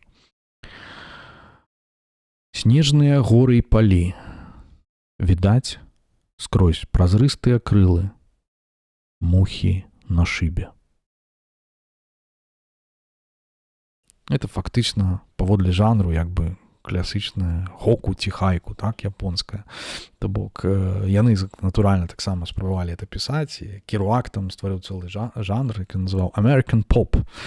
Поп — это нешта, што выскачыць в галаве просто само па сабе. І ён там не лічыў там ні складоў, нічога. Керуаку было да аднаго месца, ён был такі фрі у гэтым сэнсе. І, значыць, але гэта былі такія кароткія накшталт хайку, і яны таксама выйшлі асобнай кнігай пасля ягонай смерці. Вось, дык вось мы бачым і Гінзберга, такога вось гаваркога Гінзберга, які все-таки ў свой час пісаў і рэчы ў кароткіх формах, так. Я мушу сказаць, што я даволі доўга як бы, ну, да яго падбіраўся, як бы недаацэньваў, напэўна, ягонае значэнне. Ну, напэўна, сваю ролю згуляла як бы стаўленне Букоўскага, вось, да яго. Але мушу сказаць, што вельмі люблю я Гінзберга, і, можа быць, паэзія Бонды мне дапамагла да яго дайсці. Вось, і, канешне, усім рэкамендую, так.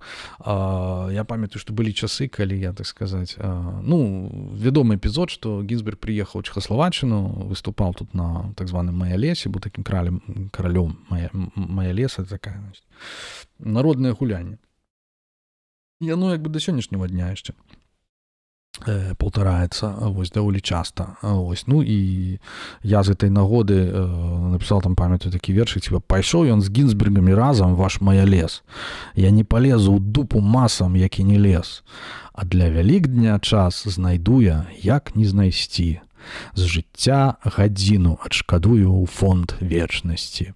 Ну, маецца на ўвазе, што там Вялікдні, там гадзіннік, здаецца, неяк пераводзілі. Ну, штось такое. Вот, адшкадаваць. Але там Гінзберг для мяне шмат не азначаў. Вот. Але потым, праз гады пачытаўшы Гінзберга, я, так сказаць, выправіў сваё ўражанне і зрабіў так працу над памылкамі таксама у вершы, да. Значыць, у сраку з Гінзбергамі разам слаў Маялес, казаў, не лезу ў дупу масам, пры гэтым лес. Толькі цяпер сказаць магу я, што супраць мас. Пісаць для іх якога хуя, а Гінзберг клас. Вось, так што можаце мяне з гэтым павіншаваць, з гэтым адкрыццём. Вось, і такім чынам Про Гінзберга мы сказали. Я не маю... Ой, слухайте, мы уже праз гадзіну, да, напэўна, больш за гадзіну гаворым.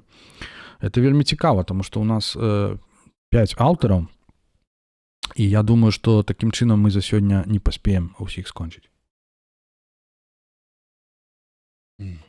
Чынам, дарагія сябры, я прашу у вас дазволу на невялічкі перапынак, і пасля яго мы працягнем гаворку пра бітнікаў і працягнем пра Джека Керуака, пра якім мы сёння, напэўна, і скончым. Так, секунду.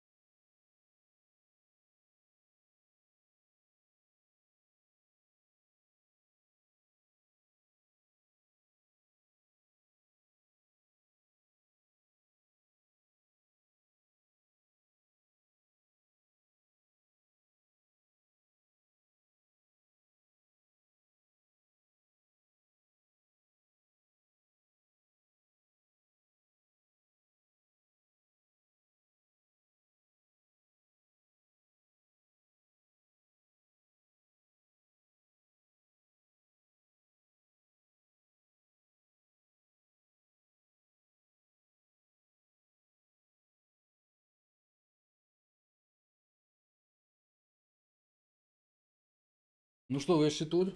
Никто не утек? Дякую за терпение, так сказать. И за вашу прихильность. Про Гінзберга мы поговорили. Да, я вот наконец этих вершаў подумал, что да. Вот в этой рецензии на мои вспомины, что вышло, так сказать, у Дубаўца, так, там на канале. Вось там штосьці накшталт того, что... прочитайте мои книжки, ну вот я ж это самое, что там, верши, по-моему, верши, про поэзию, так сказать, что это ж мое такое палкое ожидание, как вы читали мою поэзию. Ну, как бы палка и не палка, але как бы нема у меня необходимости читали мою поэзию, типа постпоэзию, поверьте, это абсолютно до звезды сиреневой. Читайте что заўгодна, я абсолютно як бы, ну, не раблю сабе ілюзій наконт падрыхтаванасці нашай публікі беларускай да ўспрыняцця пэўных рэчаў. Пачніце з Гінзберга, вось, ці там не ведаю, там з тых жа сюррэалістаў, да. Альбо лепей паслухайце нашы стрымы, яны таксама вам дапамогуць увайсці у тэму, што называецца. Вось. Такім чынам мы будзем працягваць і будзем працягваць Джеком Керуаком. Ну, як бы без Керуака немагчыма уявіць сабе Beat Generation, як бы, ну, лічыцца, што вот это, як бы, асноўныя, як бы, постаці это 3, так? Гінзберг, Керуак і Бэрроуз. Ну, пра Бэрроуза, як я ўжо казаў, мы сёння казаць не будзем, таму што ён, ну, практычна ніякага дачынення да буддызму не мае.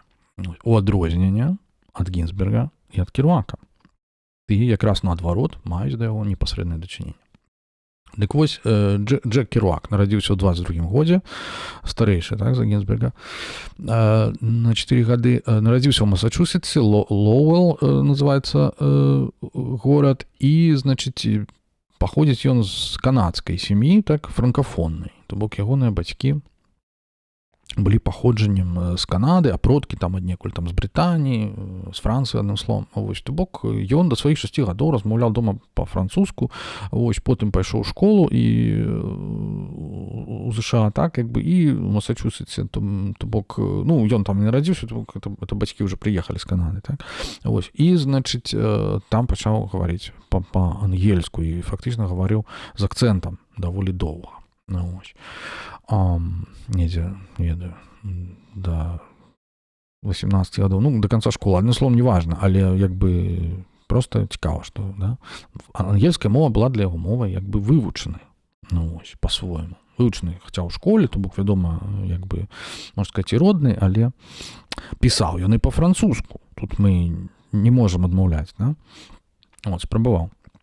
Не так даўно, здаецца, выйшлі некаторыя ягоныя творы, напісаныя па-французску. Пачаў ён пісаць вельмі рана, гэта галоўнае, так? То бок, ягоная графаманія, значыць, пачалася ўжо ў 11 гадоў, так? Чытаў вельмі шмат, это натуральна, ну, ось, яго захаплялі, ось, ну, папулярныя тады аўтары, такі як Джек Лондон, напрыклад, да? Вось, але ён чытаў ўсё магчымае, чытаў Хемінгуэя, і недзе вось у ягоных дзённіках там, значыць, што трэба зноў перачытаць Эмерсона і Тора, да? Бо гэта вось гэтыя амерыканскія трансцэндэнталісты, якія мелі свой уплыў на Уітмена таго ж, так? Бок, і якія чэрпалі ў тым ліку з усходняй традыцыі, Бхагавад-гіта, вось гэта ўсё. То бок, пэўны ўплыў там быў з самага пачатку, так? А чытаў ён таксама і самыя розныя, не ведаю, і сутры там нейкія, так? Вось, Дао Дэ Цзин, я не сумнеюся, то бок, сапраўды таксама, ну, як і ўсе яны, в прынцыпе, быў даволі начытаны хлопец, вось. Але апрача гэтага, апрача сваіх, як бы, графаманскіх інтэлектуальных схільнасцяў, ён быў такі, ну, вельмі дужы, як бы, спартовец, ну, наогул такі прыгажун, так, то бок, як бы, такі, значыць, сімпатычны малады хлопец, вось, ён там, яго там пыталіся, які у вас там хобі, там, захапленне, там пісаў, дзяўчаты, вось, ну, відавочна, што карыстаўся папулярнасцю ў гэтым сэнсе, вось, быў такого спартовага целаскладу, так, значыць, гуляў амерыканскі футбол, вот, і гэта фактычна яму, ну, дапамагло, я так разумею, паступіць в той самы універсітэт Columbia University, дзе ён і пазнаёміўся са сваімі таварышамі па Beat Generation. Вось, і там ён пісаў, значыць, артыкулы ў спартовую газету, значыць, амерыканскім футболам ён займаўся, так? Ну і гэтак далей, то бок развіваўся ўсебакова, што называецца.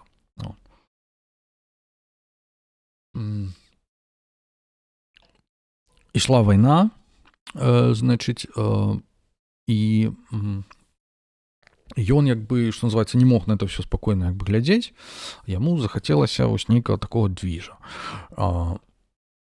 І ён падаўся ў гандлёвы флёт, то бок, напэўна, яму там апрыкрала ўжо это навучанне, там, это ўсё.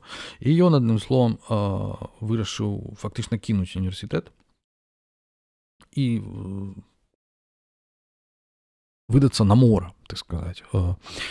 Гандлёвы флёт — это той, які займаўся якраз гэтымі канвоямі, перавозкамі ваеннага матэрыялу, или таксама гуманітарнай дапамогі, значит, у Еўропу, за якім палявалі вось гэтыя нямецкія падводныя човны.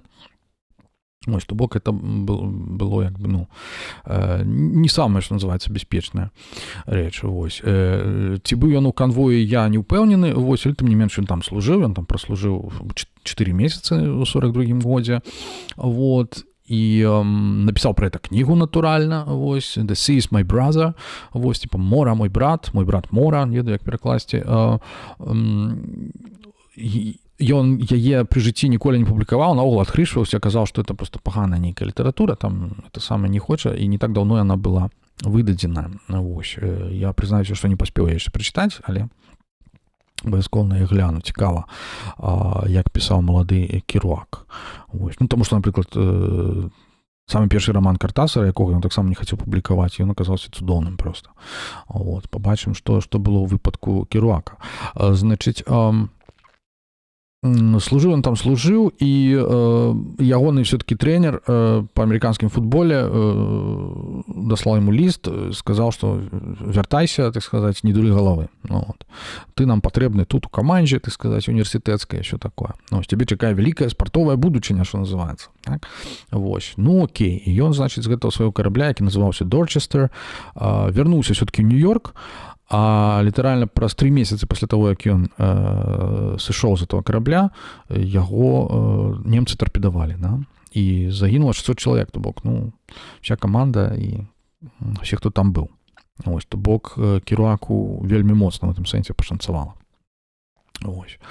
Ну, я думаю, што таксама як бы адбілася на ім, таму што калі яго паўторна, значыць, паклікалі ўжо на флёт у 43-м годзе, ось, там у нейкую вучэбку, ну, паколькі у яго быў досвед як бы марацкі, і забралі яго, так сказаць, але ён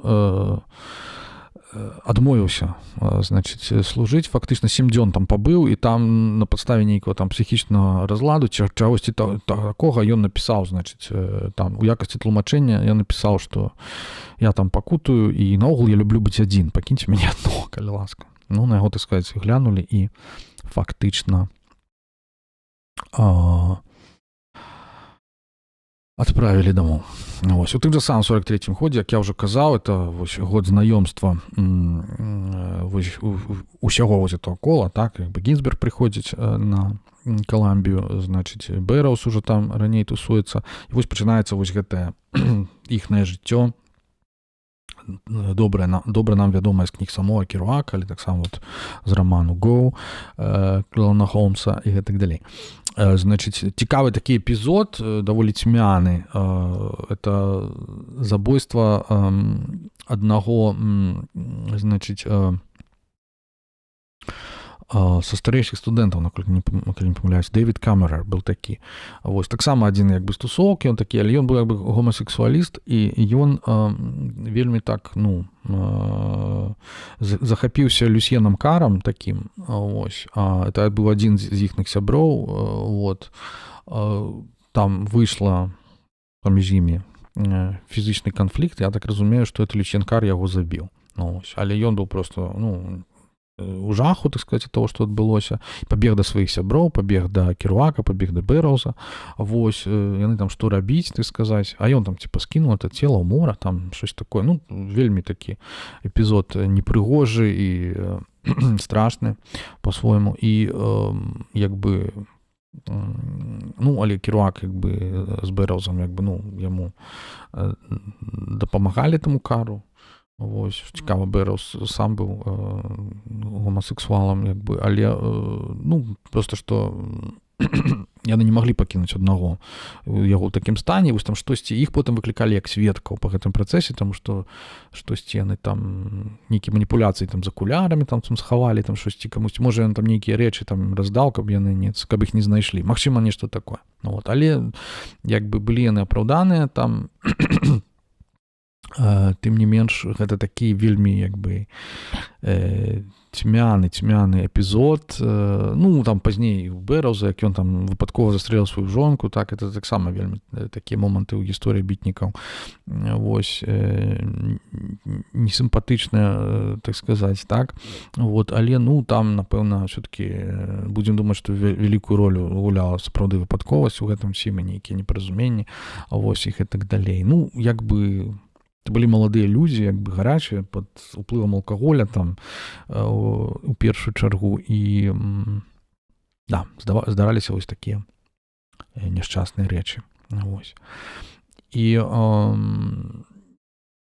што цікава, што Керуак потым з Бэрроузам разам напісалі кніжку.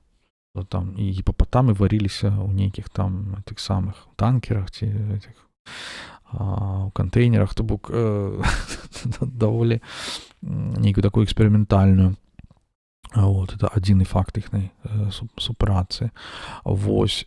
І зноў жа, Гінзберг там з імі тусіў, да,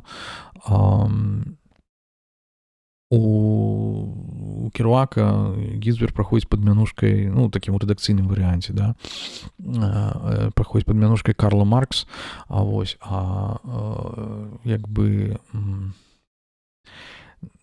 Гінзберг пакрыўдзіўся не таму, што, так сказаць, ну, з аднаго боку, ён, маці была марксісткай, і ён так не надта добра, як бы ставіўся сам да марксізму, а Керуак дык наогул проста ён не ўспрымаў абсалютна марксізму, ён лічыў, што это поўная лухта. Ось. І Гінзберг на яго крыўдаваў. Але, ну, это, магчыма, это таму, што вынікі потым, як бы, перарасло такую крышачку іхную такую непаразуменне вакол палітыкі. Ну, але ў астатнім яны цудоўна адзін аднаго разумелі, а ось адносіны былі цудоўныя, але што тычыцца палітыкі, яны, можна сказаць, былі на розных баках. Ось Гінзберг налева, а Керуак хутчэй направа, як не дзіўна, так? Ну, яго так проста ўспрымалі, насамрэч, ён сам выступаў супраць сістэм, зрэшты, як і Буковскі, так? Ну, супраць вось гэтага ўсяго догляду несупыннага, так, паліцэйскага, які сёння ў нас ужо мае абсалютна іншыя ўзроўні, так, там, дзякуючы ў двукосі тэхналогіям, так, вось гэтым камерам, несупыннаму назіранню іх і так далей. Вось тады это ўсё пачыналася. Ось тады Керуак у 60-х яшчэ напісаў эсэ пра тое, занепад амерыканскага бадзягі, так, пра тое, як складана стала вандраваць, таму што паўсюль паліцыя, паўсюль кантроль, паўсюль тое, ну, адным словам. Это пачыналася ўжо тады, і вот якраз супраць гэтага яны і пратэставалі, так, кожны па-свойму. 46-й год знаёмства з Кесіді, это мы ўжо казалі, так, зноў жа вось гэты шалёны лад жыцця на працягу некалькіх гадоў, канцы 40-х ці другая палова 40-х, адлюстраваны у рамане On the Road. Што самае цікавае, што раман-то ён пазнейшы, ось, крышачку. А ў той момант, якраз падчас вось гэтых усіх вандровак, там, з Кесіді, там, з аднаго ўзбярэжжа на другое, там, у Мексіку, ён у 46-48 годзе пісаў таксама раман, назву якого можна перакласці як «Мястэчка і горад», вось «The Town and the City», вось пад уплывам Томаса Вулфа, так, такого мандарынскага пісьменніка свайго кшталту, да, з 20-х гадоў. То бок, спрабаваў ён пісаць як бы традыцыйна, як бы рацыянальна, вось, узважваючы там, перапраўляючы, вось гэта ўсё, ну, абсалютна не так, як ён пачаў пісаць потым. Ось. І паміж гэтымі, як бы, ну, двума перыядамі, двума стылямі практычна няма ніякага перапынку, што цікава. Да другога стылю ён дайшоў у 49-м годзе. Вось. Тады ў 49-м годзе ён вырашыў напісаць гэты свой раман On the Road. Значыць, дзе ён там жыў тады ў Нью-Йорку, Квінс, Озон Парк, яго там называлі чарадзей з Озон Парку, да, я недзе прачытаў. Вот. Як Томаса Эдісона называлі, такі яго. Томаса Эдісона называлі The Wizard of Menlo Park, а гэта быў The Wizard of Ozone Park. Ну, окей. Адным словом, сидел ён і пісаў. Як ён пісаў? Мы ведаем эту гісторыю знакамітую, да, калі ён там просто взял паперу, скруціў яе ў рулён, склеіў, там для того, каб просто не мяняць увесь час у друкарцы аркушы, вось, просто зрабіў з іх адзін такі вось, ну, як на туалетнай паперы, на рулоне, да, можна сказаць, і там на шпалерах, да, друкаваць. Так і тут ён фактычна зрабіў наўмысна такі скрутак невялікі, вось.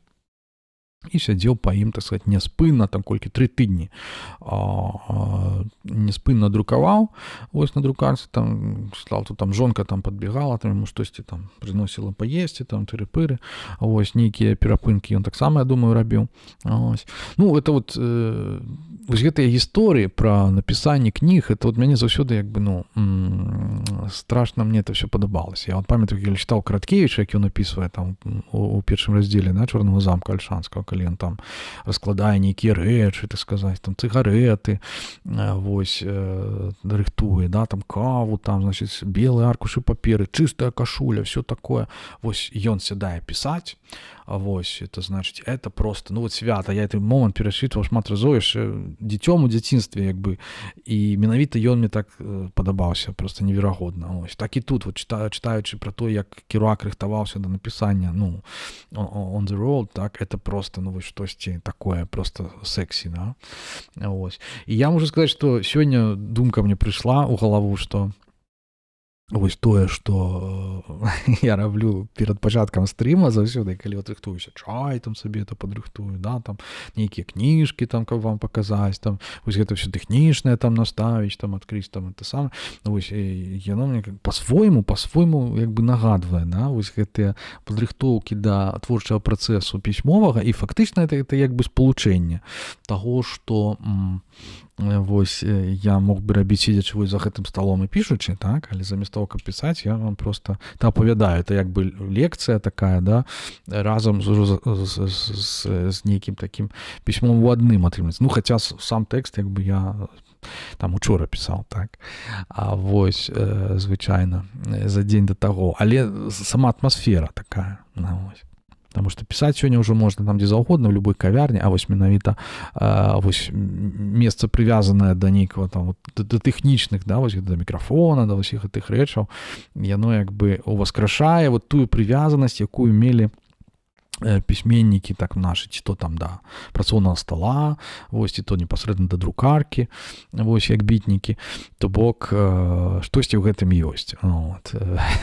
Я про это згадаў. Дык вось on the road, значыць, колькі? 37 метраў вось гэты рулон паперы быў у яго, вось, на якім быў напісаны арыгінальны манускрыпт. Дарэчы, гэты манускрыпт недаўна перавыдалі, ну, як недаўна, гадоў 10 таму, 15, у такім выглядзе, у якім ён быў. Ну, вось. Там былі ўсе імёны арыгінальныя, то бок сапраўдныя, там не было вось гэтай замены, як потым рэдактары, яны ж там проста не ведаю колькі, 7 гадоў ці 8 амаль, значыць, сядзелі над гэтым тэкстам, еще там резалі. Ну, як бы сапраўды з літаратурнага гледзяшча палепшаў як бы тэкст пасля, ну, у першым выданні. Але, ну, пасля таго, як яго прачыталі ўсе ў першым выданні, натуральна захацелася вярнуцца да арыгінальнага тэкста. Вось, і ўжо нават пасля арыгінальнага тэкста нават неяк ужо перачытваць зноў гэты рэдакцыйны варыянт ужо і не хочацца па шчырасці. Ось, таму што ўжо кніжку чытаеш як бы як дакумент, так? І гэты дакумент, вот менавіта арыгінал, так, як там ён узнік, там з усімі вось гэтымі стылістычнымі, можа быць, нехлямяжасцямі, я не ведаю, яшчэ чымсьці. Вот, але ўсё-такі атмасферу ён стварае крышку такую больш аўтэнтычную. Ну, вось. Таму, ну, вось, такі лёс у кніг, да, што 8 гадоў стараюцца, пішуць, робяць яе нешта такое, каб было readers friendly, такое спажывальнае для чытача, такое прыгожае, такое прыгладжанае, прычасанае, так сказаць, да? Ось. А па выніку як бы ўсё адно рана ці позна людзі вяртаюцца да чытання рукапісаў аўтарскіх. Ось. І гэта, ў прынцыпе, радуе. Мне здаецца, што штосьці ў гэтым ёсць. Вось, дык вось гэты манускрыпт, так. Можна падумаць, што это была такая імправізацыя ад пачатку да канца, на працягу 3 тыдняў, але не зусім, ён як бы рыхтаваўся, то бок план у яго ўжо ў галаве быў, так сказаць, што за чым, як это ўсё рабіць, так. Ён яго і трымаўся. Ну, як кажуць, што найлепшая імправізацыя, она заўсёды premeditated, то бок падрыхтаваная, прадуманая загадзя. Вось. Нездарма вось гэты спосаб спантаннага пісьма, то бок як бы неспынна, ён, так сказаць, узнік, ну, некалькі ў яго крыніц, так, сёння. Канешне, гэты стыль як бы, ну, не прыдумаў Керуак. Керуак прыдумаў вось гэты рулон, ось, як засунуць у друкарку, але, ў прынцыпе, сам па сабе вось гэты стыль, ну, і пісаць бесперапынна, да. Ось, без усякіх там абзацаў, там, без нічога. Але, ну, традыцыйна, як бы, з знакамі прыпынку зусім, але, як бы, вельмі доўгія фразы, проста відаць, што, як бы, вот, цяжка яму было наступаць на горла сваёй песні, што называецца, у гэтым працэсе. Дык вось ён гэты стыль называў бебоп проза. Нездарма, проза ў стылі бебоп. Вот менавіта вось гэтым вот музыка для музыкаў, да, вось гэта хуткага джазу, там з мноствам нот і такімі вот абсалютна ўжо нейкімі высокімі, скажем так, ідэямі музычнымі, так, якія там сустракаюцца, непростымі мелодыямі звычайнымі. Вось, дык гэта, як бы лічыцца, вось, што яно адбілася менавіта, гэты ўплыў менавіта ў стылі пісьма Керуака. Ну, але калі мы, так сказаць, в прынцыпе, падумаем, то мы зразумеем, што сапраўды, і гэта і сам Керуак прызнаваў, што вось ўсё-такі гэтая манера ўжо дзесьці была. Вот. І як мінімум яна была, як я ўжо казаў, менавіта ў 20-х гадах у вось гэтых авангардыстаў, так, вось у гэтых мандарынаў, як не дзіўна, да, хаця бітнікі самі па сабе, вот мы казалі ў папярэдніх стрымах, значит, бітнікі, безумоўна, сябе залічвалі да крутых, як бы tough guys, як бы людзі з вуліцы, якія, так сказаць, адчыняюць в акно, ствараюць нейкі скразняк там у гэтай літаратуры затхлай, вось, і тым не менш яны пазычалі вось у папярэдняга пакалення літаратурных бунтароў, можна сказаць, бунтаўнікоў, і перадусім у Пруста, ось, які таксама вельмі любіў вось гэтыя бясконцыя доўгія фразы, як мы ведаем, у Джойса, безумоўна, гэта прызнаваў, так сказаць, Керуак сам, вось, Томаса Вулфа, як я ўжо сказаў, вось, але таксама і у Селіна, напрыклад. Ось, таму што не ведаюць, дарэчы, ці чытаў Керуак Селіна па-французску, тэарэтычна мог. Ось. Ну, хаця Селін і перакладаўся ў свой час, быў вядомы ўжо ў 30-х гадах як аўтар, але і пазней, так. Ну, але трэба сказаць, што Селін быў пасля вайны, як бы і падчас вайны, і пасля вайны ў апале, што называецца, то бок. Не быў папулярным аўтарам, тым не менш Керуак, як і Букоўскі, яго лічылі проста адным з узораў. Букоўскі наогул казаў, што это найлепшы пісьменнік усіх часоў, апошніх 1000 гадоў, як казаў, літаральна Букоўскі. Значыць,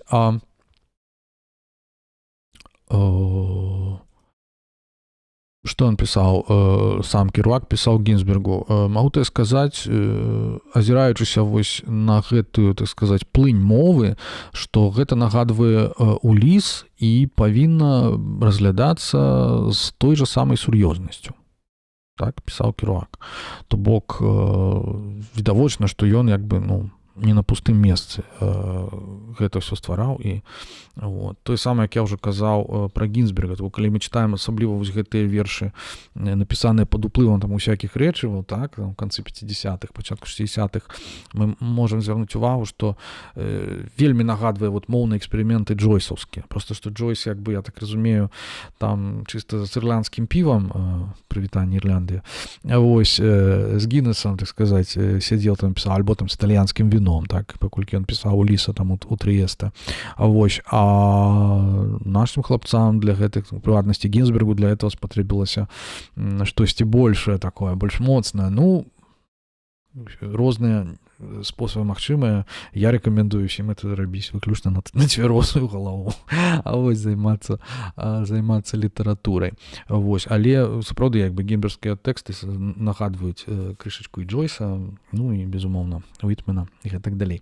Вось, так што Джойс і для Керуака быў вельмі значны ў гэтым сэнсе. Значыць, ну, Керуак быў надзвычай пладавіты, так?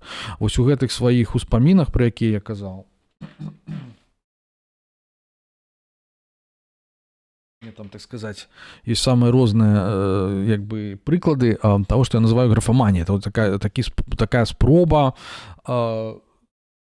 як бы гэтаму панятку графаманія вернуць першапачатковы сэнс. То бок графаман это як просто, ну, это ўжо пераноснае значэнне другое, у якім мы ўжываем. Это просто як чалавек, які просто вот там піша всякую херачень просто і не можа спыніцца, так? А як бы ёсць разуменне, як бы, ну, клінічнае, як бы, графаманіі, да? То бок, як бы, чалавек, які сапраўды, як бы, для якога пісьмо это такая хваравітая патрэба. І я, як бы, якая можа даваць вынікі самыя розныя, так, як бы, як вельмі каштоўныя, вось, так і просто, ну, сапраўды такія нізка якасныя.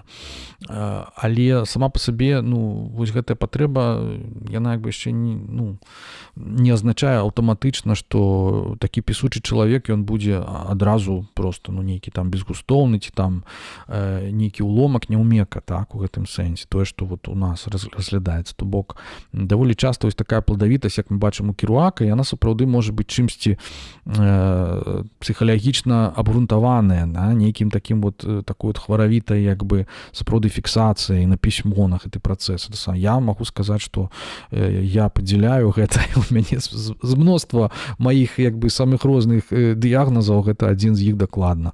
Вось, і, напэўна, таму вось кніжкі, якія я пішу, яны такія даўгаватыя, ось, не толькі для чытачоў, але і нават для выдаўцоў.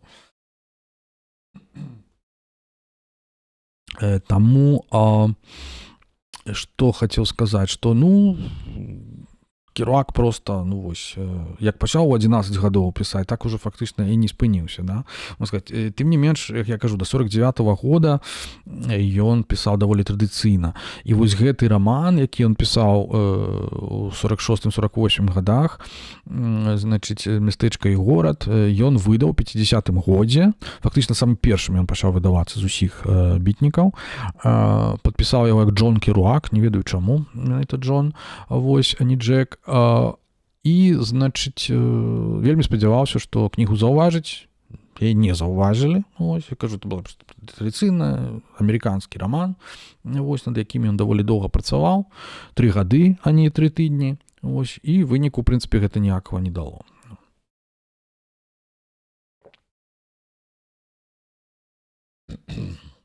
Але стыль пісьма ён змяніў яшчэ дагэтуль, так? То бок «On the Road» напісанае ў 49-м годзе. То есть ён не чакаў, пакуль там выдадуць ягоную кнігу, ён пісаў для сябе, што называецца, не мог не пісаць. Вось, і працягваў. І пісаў, як бы надалей. Адзінае, што пасля выхаду вось гэтага рамана «Мястэчка і горад», і пасля таго, як ён поспеху не дасягнуў, Керуак прапанаваў выдаўцу рукапіс «On the Road». Вось гэты вось свой даўжэзны скрутак 37-метровы. Выдавец сказаў, окей, мы паглядзім, што з гэтым можна зрабіць. Даецца, папярэдне ён, я не памятаю, ці ён там разрэзаў, все-таки ці ён так яго і прынёс. Это арыгінальны скрутак. Вось. Добра, што яго нідзе не згубілі, нічога з ім не здарылася, таму што было б. Адным словам, і тады якраз пачалася вось гэта даўжэзная эпапея з этой публікацыі, якая цягнулася 8 гадоў, яны не ведалі, што там рабіць, як это все адрэдагаваць і так далей. Пісалі там 100 разоў там у Керуаку. Вось это гісторыя, насамрэч, пакутаў, якая фактычна каштавала Керуаку і здароўя, і псіхічна, у тым ліку, здароўя, і наогул. То бок гэтая кніга як бы яго стварыла, і яна фактычна яго і забіла, можна сказаць. Ёсць такія кнігі. Кнігі асабліва праўдзівыя, якія адлюстроўваюць, так сказаць, гісторыю пакалення. То бок, это вялікая кніга ва ўсіх сэнсах. Нават пры тым, што вы можаце быць не аматарамі Керуака, як я і сам, можна сказаць, невялікі, так сказаць, ужо такі фанат. Я аматар, але не фанат, як бы Керуака в этом сэнсе. І тым не менш, як бы, заўважаючы ўсе ягоныя маньерызмы, так, як ён, нейкая такая высакапарнасць і там велягорнасць, як кажуць часам па-беларуску, ягонага выказвання все-таки, не замінае мне разумець аб'ектыўнае значэнне гэтай кнігі. Хаця я сам кажу, магу даваць перавагу, напрыклад, таму ж Холмсу з Гоу, ці Бэрроузу. Вось, не кажучы пра Букоўскага, вось, не будзем ствараць тут рэйтынгаў, хто больш улюбёны, хто менш улюбёны. Абсалютна выдатны пісьменнік Керуак, абсалютна значны, і всім яго рэкамендую. Вось, дык вось у наступныя гады, пасля таго, як ён аддаў рукапіс, ён працягвае проста пісаць нон-стоп, адну за другой фактычна вось этой кнігі. Ён прыдумаў, што Legend of Duluoz. Дулиоз — это типа ён. И ён пры сябе, про этого несчастного Дулиоза, значит, аўтабіяграфічна вось этой фікшаны выдае адна за адной. Я у сувязі з прадмовай тут чу, да, у сувязі са сваімі ўспамінамі, вось все что-то там сёння нейкая аўтафікшн, это просто нейкая тотальная манія. Прычым тут ідзе падмена паняткаў даволі такая актыўная, потому что все-таки аўтафікшн это все-таки, мастацкая кніга. Да? А ёсць просто нон-фікшн. То, што напісаў я не лічу, што это аўтафікшн, прабачце. Там, як бы нема асаблівага сюжэта, это просто реально напісана як успаміны, там, мемуары, да, як я кажу. Мемы, з якіх можна паўгараць, можна не ўгараць.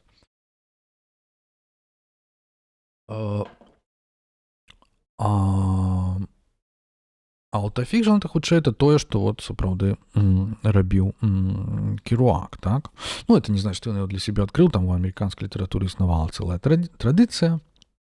Вось гэтага, так, там і Хемінгуэй, і Генрі Міллер, вось, і хто толькі не пісаў. Мне здаецца, што ледзь не ад Дыкенса это вядуць, хаця я вот асабіста традыцыю аўтафікшана такого назіраю у Гамсуна і у Стрінберга. Чамусь мне здаецца, што это вот менавіта штось такое вот скандынаўскае, хаця, ў прынцыпе, ну, а Гёте ўзяць то мяне, да. Ну, Вертер, все-таки это больше такое, сапраўды, сюжетное, так? Не, я думаю, что аўтафікшн вось на мяжы вось гэтай біяграфіі, да, это як бы мы знойдзем шмат чаго, так? Ну, вот Дэвід Копперфілд, Диккенса лічыцца аўтафікшном, оказывается.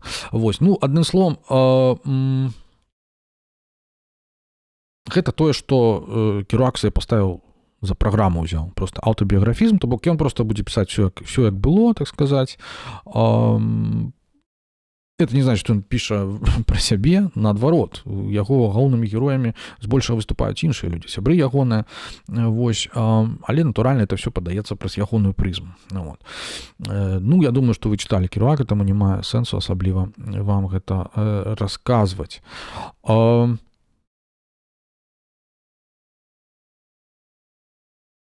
І вось у чаканні публікацыі, паабяцанай публікацыі «On the Road» і ў напісанні наступных кніг праходзіць вось гэты пачатак 50-х гадоў, так, для Керуака. Ён усё яшчэ, так сказаць, вандруе, але паціху ўжо, так сказаць, мяняе ўжо лад жыцця, так, усё больш і больш засяроджваецца менавіта на пісаніну, вот менавіта на гэтую сваю спантанную прозу, то бок ён адчувае гэты кайф, так сказаць, трапляе, што называецца, у брую, так, уплынь вось гэтага. І адну за адной там кніжкі, да, вось это Subterraneans, Доктор Сакс, Трыстэса і іншыя, так. І вось у 53-54 годзе недзе яму ў рукі трапляе кніжка Двайта Годдарда «Буддысцкая Біблія». Надзвычай кніга цікавая, хто як бы чытае па-ангельску і хто адчувае патрэбу у нейкіх такіх, ну, хто хоча пайсці шляхам Керуака і, значыць, атрымаць уводзіну буддызм з ягоных, так сказаць, рук, то я магу парэкамендаваць.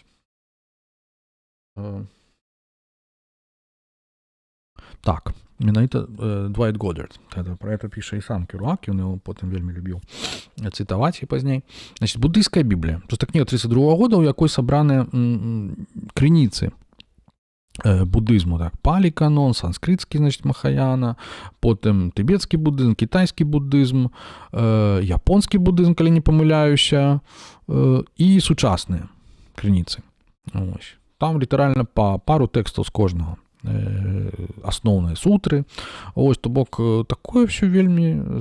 І гэтая кніжка трапляе да Керуака, ось ён пачынае ёю зачытвацца.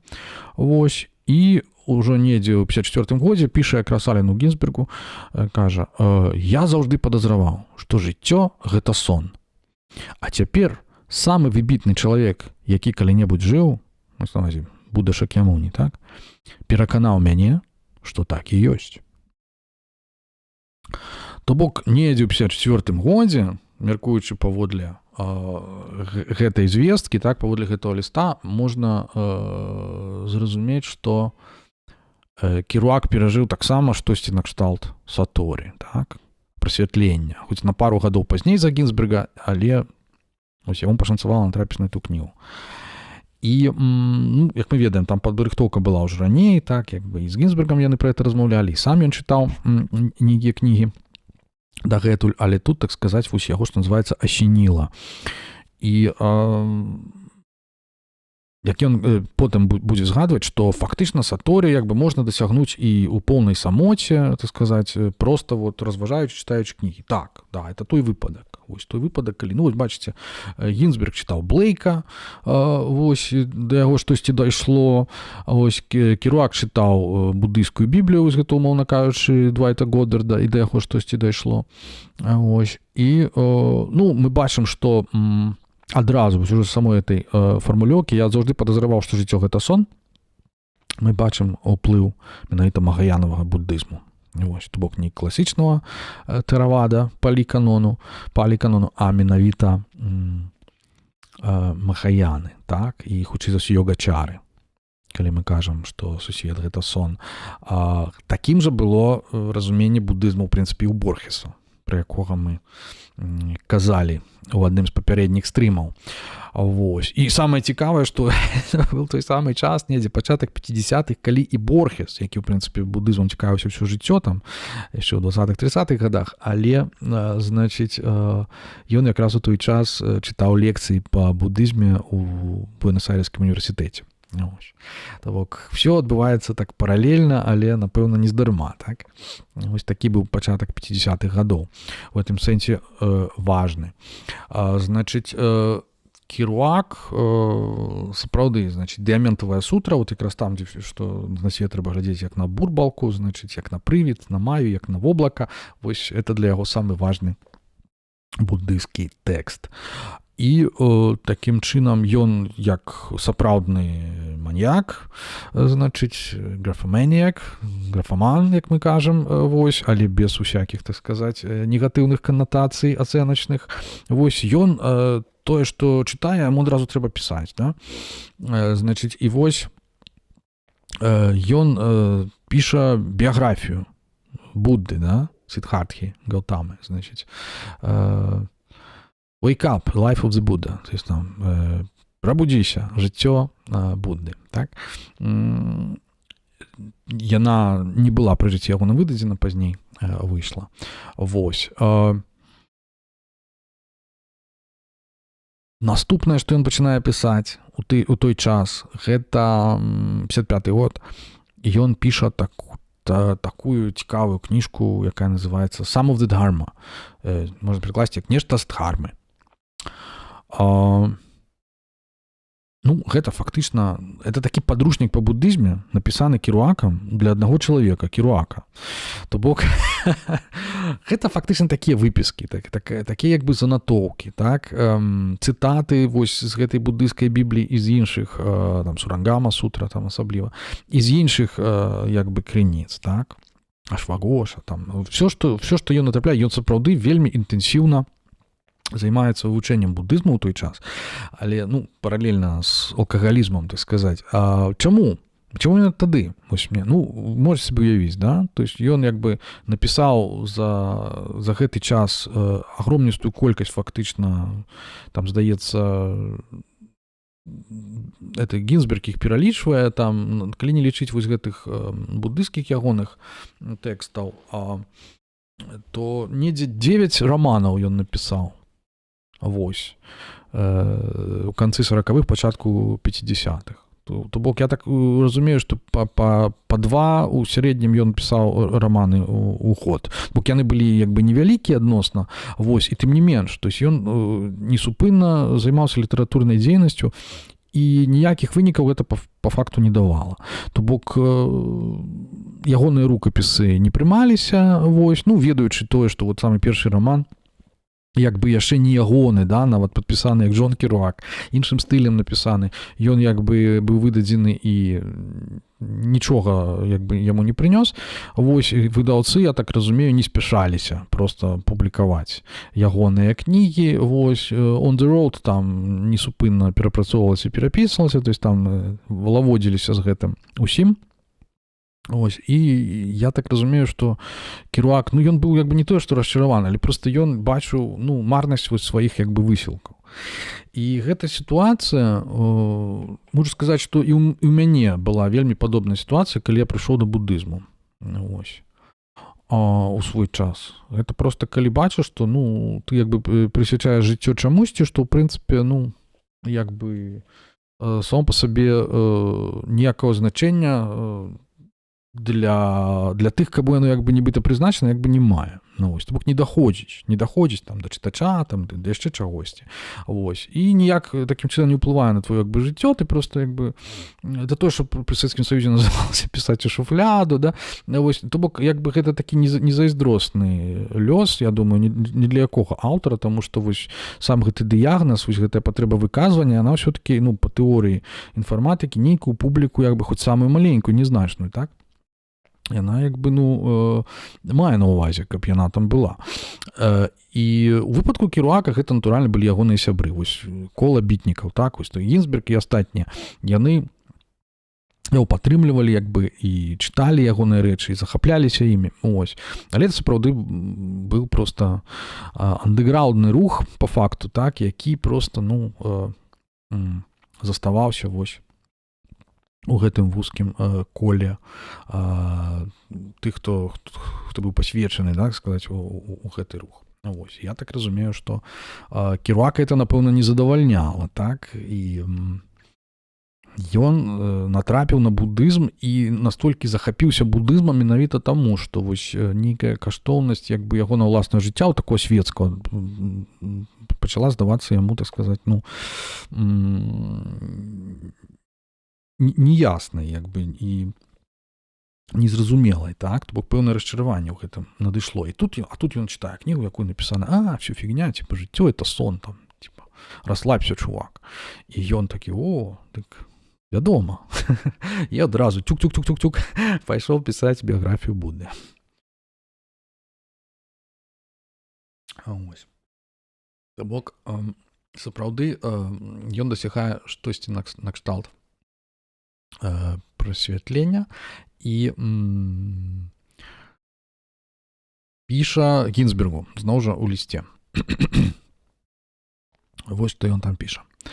«Я збіраюся быць найвялікшым пісьменнікам у свеце і ў імені Будды навярнуць у буддызм тысячы, магчыма, мільёны. Радуйцеся, вы будзеце буддамі. Думаю, я перажыў глыбокі пераварот. Цяпер я цалкам шчаслівы і адчуваю сябе цалкам свабодным. Я люблю ўсіх і спадзяюся працягваць іх любіць і далей. Я ведаю, што я толькі ўяўная кветка, як і літаратурнае жыццё. І ўсе мае літаратурныя дасягненні – мноства такіх жа бессэнсоўных уяўных кветак. У мяне працягваюцца доўгія шалёныя самадхі ў чорных атрамантавых лясах або апоўначы на сінніку». Это піша ён Гінзбергу ў 55-м годзе. Здаецца, з дому сваёй сястры, у якой тады жыў, каталічкі такой перакананай. Як, дарэчы, ён і сам, вядома, з тым сваім каталіцкім бэкграўндам, ён ніколі ад яго не адышоў да канца, это натуральна, і не збіраўся адыходзіць, але тут стаў такім актыўным католіка-буддыстам. Ёсць такія людзі, насамрэч, і сёння мой сябар, чэшскі паэт Адам Борзіч, напрыклад, так я яго часам называю чэшскім Гінзбергам, вось ён таксама такі ў тым сэнсе сінкрэтыст, католіка-буддыст. Адным словам, Керуак так, вельмі, значит, захапіўся, і тут ён ужо пісаў эту кнігу, вось гэтую Sum of the Dharma, з намерам, так сказаць, навярнуць у буддызм тысячы, магчыма, мільёны. Вось такі вот ён сабе задачы ставіў, так сказаць, што збіраюся быць найвялікшым пісьменнікам. То бок, ён і раней збіраўся, але тут яго проста вот эта ідэя апантала, так, у гэтым сэнсе. Што ён там піша у гэтым сваім? Ён даходзіць сапраўды да разумення вось да гэтага такога адчужэння вот это ад свайго вобразу вось гэтага, да, створанага штучнага вось гэтага аўтара, які там публікуецца, там штосьці, там чакае літаратурнага поспеху, ён проста разумее, што гэта, в прынцыпе, фігня, бессэнсоўная кветка, як ён там кажа, уяўная да таго ж, так, вось, і там знойдзем мы фармулёўкі індывідуальнасць, гэта пакута, так, альбо літаратура у двукосці больш не патрэбная, дастаткова дхармы, так, вось. Сапраўдная уважлівасць, то бок сапраўдная mindfulness, як ён там піша, гэта сапраўдны морфій, да, бок это круцей за любы наркотык, так, і гэтак далей. І вось ён напісаў гэты агромністы кампендыум недзе ў 55-56 годах. Якраз тады у працэсе ягонага актыўнага буддыйскага пісання і чытання ён знаёміцца з ужо фактычна буддыстамі і ўжо фактычна бітнікамі, але бітнікамі з шэрагу буддыстаў, такіх сам, в прынцыпе, як ён сам. А это менавіта Гэри Снайдер і Філіп Уэйлан. Ось. А пра Гері Снайдера мы будзем апавядаць у наступны раз, я маю на увазе, напэўна, заўтра, хутчэй за ўсё. А Філіп Уэйлен это быў фактычна адзіны з бітнікаў, які стаў, ну, як бы святаром фармальна, як бы у дзенавай традыцыі, монахам, так, ось будызм яны многія прынялі, менавіта вось, ну, чальцом, так сказаць, іерархіі стаў толькі Уэйлен. Дык вось яны ўсе разам працягваюць вывучэнне будызму. Керуак просто прыязджае у Берклі, ось, у Каліфорнію ў 55-м годзе, і там Гінзберг яго знаёміць з гэтымі чувакамі. І вось яны адразу ўжо такія проста вось у захапленні сябры адзін аднаго, значыць, ён жыве нейкі час разам са Снайдерам у Каліфорніі, піша пра яго пазней, здаецца, уже 58 годзе, ён пра гэты перыяд напіша знакамітую сваю кнігу таксама «Dharma Bums». Прычым зноў жа тым жа самым спосабам, што ён напісаў «On the Road». Зноў там будзе скрутак такі, зноў ён проста паўторыць гэты самы эксперымент. Вось, значыць, тусуецца, так сказаць, з рознымі людзьмі, актыўна цікавіцца будызмам, з тым жа самым Аланом Уотсам, пра якога мы казалі на пачатку, знаёміцца, але Алан Уотс так даволі холадна ставіцца да керуакавага такога вось спантаннага, адкрытага разумення будызму. Вось, і гэта яго так даволі абурае. Вось ён піша, значыць, у лісце Філіпу Уэйлену, так, значыць, калі б я меў грошы, я заснаваў бы кляштар на плато побач з Мексіка-Сіці. У ім, мяркую, не было б ніякіх правіл, вялікімі літарамі. Думаю, тое, што я хачу, гэта чыстая эсэнцыя будызму. Усё астатняе адкінуць. Хінаяна, Шмінаяна, Махаяна, Дзен, Шмен, і так далей, так там і напісана. Вот, Дзен, Шмен, значит, то бок, это ён так сцебецца з этого Уотса, які, ну так, там ён такі начытаны, там больш за Керуака, Керуак фактычна неафіт. Пры гэтым Керуак, як бы перажыўшы вось гэтыя саторы, абсалютна там, напэўна, і слушна лічыць, што ён просто вот хоп, і зразумеў, як бы, сутнасць этого будызму, і вось цяпер у сваёй інтэрпрэтацыі і спрабуе гэта падаць, да, вось у гэтай кнізе сваёй. 8 сакавіка піша Снайдеру: аднойчы прэзідэнт ЗША будзе медытаваць у зале для медытацыі. Вось.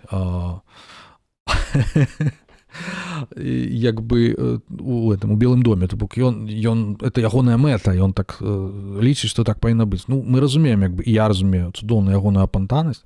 Вось. І ён не да канца не мае рацыі, таму што, ну, некаторыя палітыкі сёння ўжо, як бы, нават на захадзе, яны да будызму маюць дачыненне. Напрыклад, былая прэзідэнтка Славаччыны, яна была будысткай, вось, а цяперашняя, калі не памыляюся, міністрка замежных справаў Латвіі, то я так наўмысна цікавіўся, глядзеў, яна таксама будыстка, Байба Бража, па-мойму, яе зваць, вось.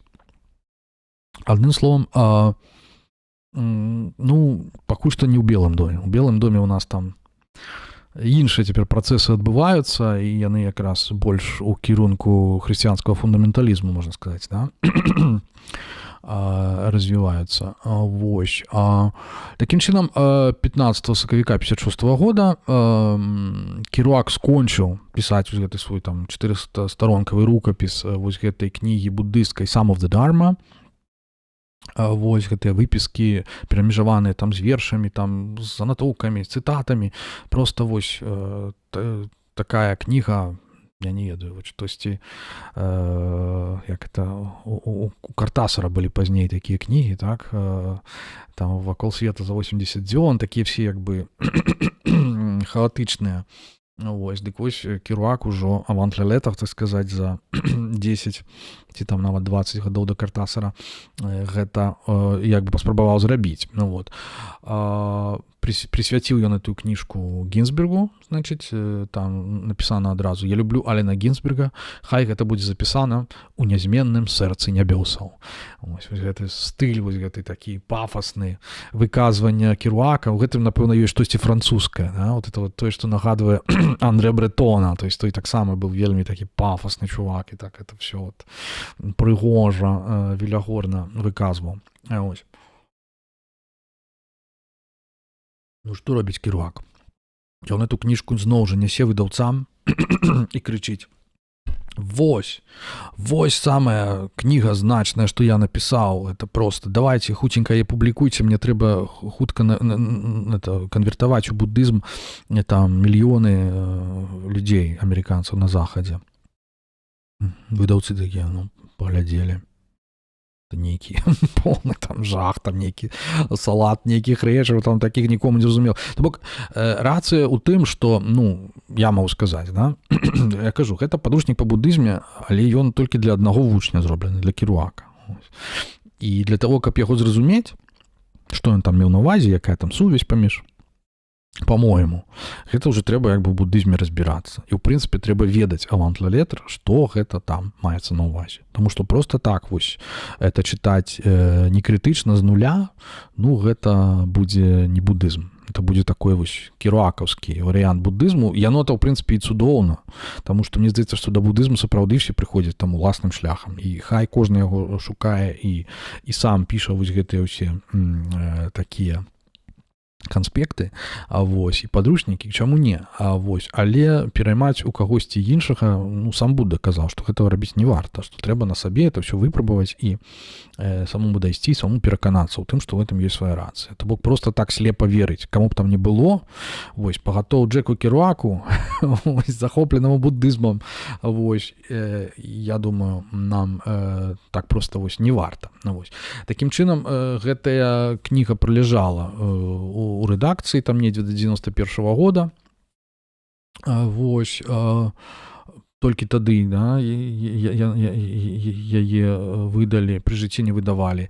Вось, ну, трэба сказаць, што натуральна сваякі, значыць, Керуака таксама былі не натхнёныя асабліва, таму што, я ж кажу, ён быў з каталіцкай сям'і, маці ягоная вельмі блізкая, былі стасункі з ёй, так, это Габрыэля, так яе звалі, і яна яму ў дзяцінстве шмат апавядала, так, вось, пра нейкія свае вандроўкі і так далей, па-французску менавіта, і гэта вось нібыта, як ён сам згадвае, што спарадзіла ў яго жаданне менавіта апавядаць самому, так пісаць, да, то бок яны былі вельмі блізкія, але пры гэтым яна была такая, ну, жорсткая каталічка, той самая, як і сястра, у якой ён жыў, яны ему там давалі ў косці, ці што ты хернёй маешся, каким-то буддызмам, а вось іх і так далей. Ну, я думаю, што большасць беларусаў могуць абсалютна цудоўна сабе уявіць, што гэта такое, вось, і сёння, вось, а тым не менш, ён там піша, паколькі ён, ну, не мог адмовіцца ад свайго каталіцкага, значыць, бэкграунда, ён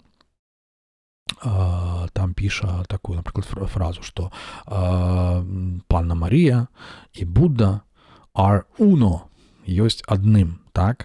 Значыць, ну, гэта прыгожая думка, цікавая, это цалкам можна зразумець, вот, таму што звычайна Будду параўноўваюць з Христом, так, а вось Панну Марыю там з Кванум, напрыклад, да, ці там Канон, ці Гуанін, Бодхісаттва Лакітешвара, як бы жаночы варыянт, там, не ведаю, з тыбецкімі тарамі, вось гэтымі белай-зялёнай, вось, а тут цікава, што ну, яны як бы не атаясамляюцца, але кажуць, што паміж імі еднасць.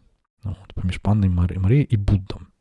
Такая вось цікавая interracial такая сувязь міжрасавая, трэба сказаць. Але чаму не? Чаму не? Таму што, ну, як бы пагатоў, што яна у той час сапраўды існавала. Дзе ў Махаяне дык 100%, як бы сувязь паміж юдаізмам, раннім хрысціянствам і Махаяна, яна проста відавочная, да, вось праз гэты вялікі шокавы шлях, вось, і ранейшы ўплывы індыйскія, як мы казалі, былі ў Егіпце, вот, траплялі праз Егіпет у Еўропу, на Блізкі ўсход і так далей. А адным словам, для яго это было тое самае, то бок. І паралельна з гэтай кнігай ён напісаў яшчэ такі, значыць, якраз Снайдер яму казаў у тыя часы, што типа Джек, ты павінен напісаць сутру, ось, ты ўжо настолькі як бы пагрузіўся, што засталося толькі сутры напісаць. І ён так, да, сур'ёзна, напішу, не праблема. І ён напісаў кнігу, значыць, якая называецца, ну, як бы цяжка вызначыць жанр, проза ці паэзія, ось, называецца «Пісанне залатой вечнасці». Ось.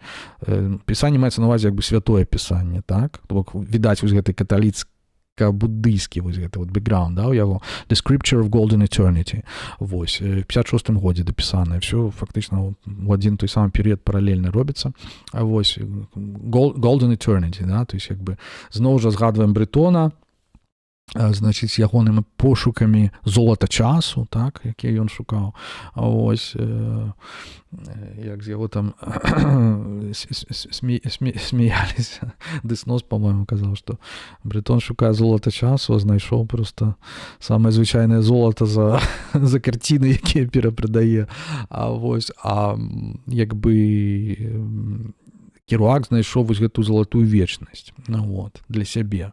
Прычым у перыяд, калі ў адрозненне, так сказаць, ад Брэтона, ну, шмат у яго сродкаў для існавання як бы не было, і сапраўды, так сказаць, ён быў у такім, што называецца, на дне, да, так як бы, свайго жыцця, у самым такім, як бы, цяжкім перыядзе, вось тады прыйшоў яму будызм на дапамогу. Але час ідзе далей, як я кажу, як бы падзеі развіваюцца. У 56-м годзе ў Сан-Францыска выходзіць Йокат Гінзберга, вось, які прысвечаны нікому іншаму, як Керуаку.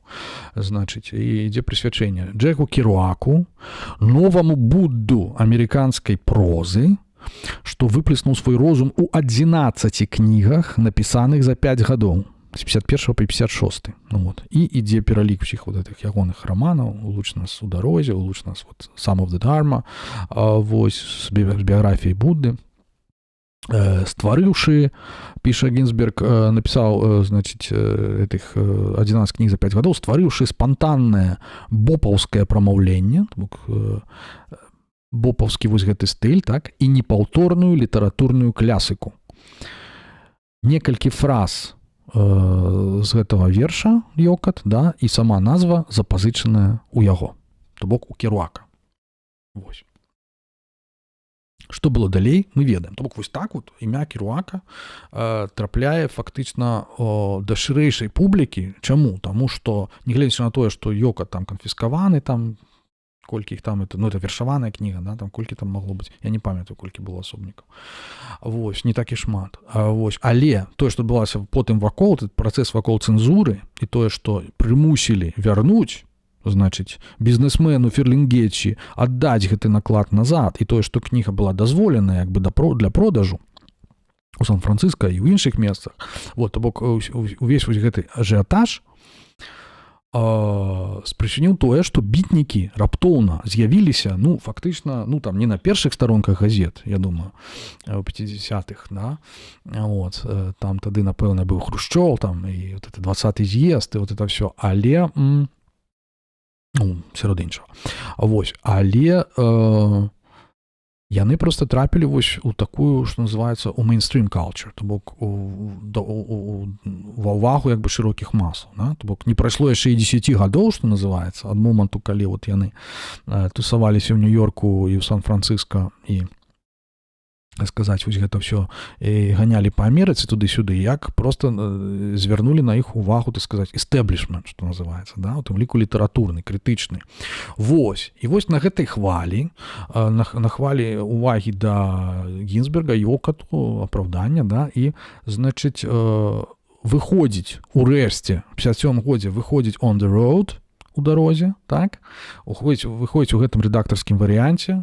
Керуак ужо фактычна падчас вось сваіх буддыйскіх гэтых зацікаўленых у 55-м годзе пісаў рэдактару: «Верніце мне, калі ласка, рукапіс, типа, і гэты, і астатні, я не хочу больш займацца літаратурай».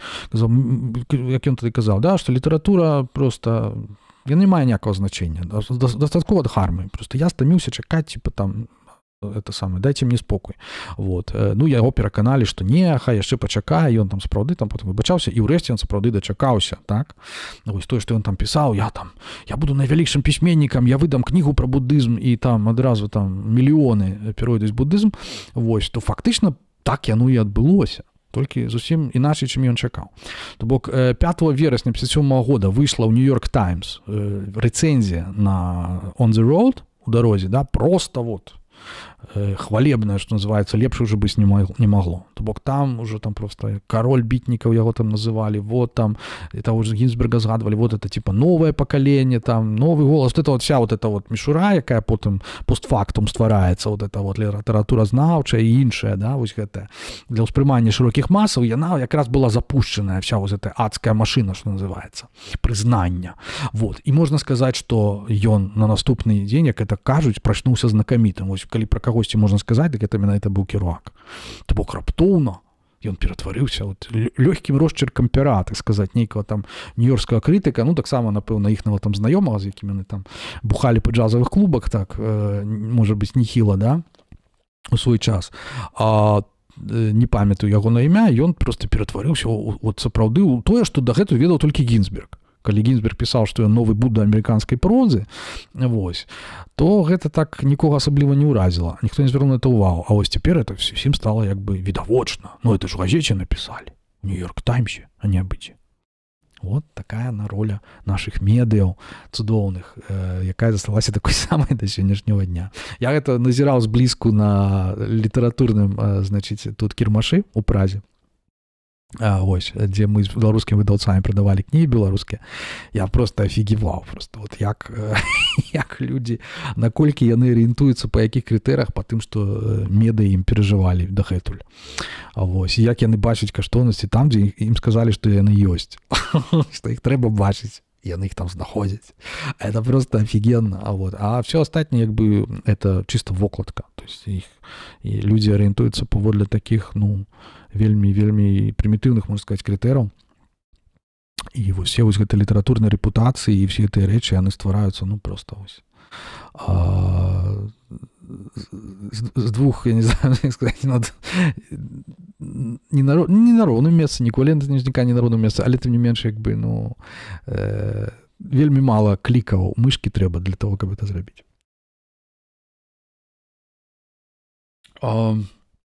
Адным словом, хотел сказать, что так. И вось, значит, пачаліся все, что звязано, да, вот с гэтым пачалася там ледзь не вайна між выдаўцамі за рукапісы Керуака, там, типа, вот, там, але не за буддыйскія рукапісы.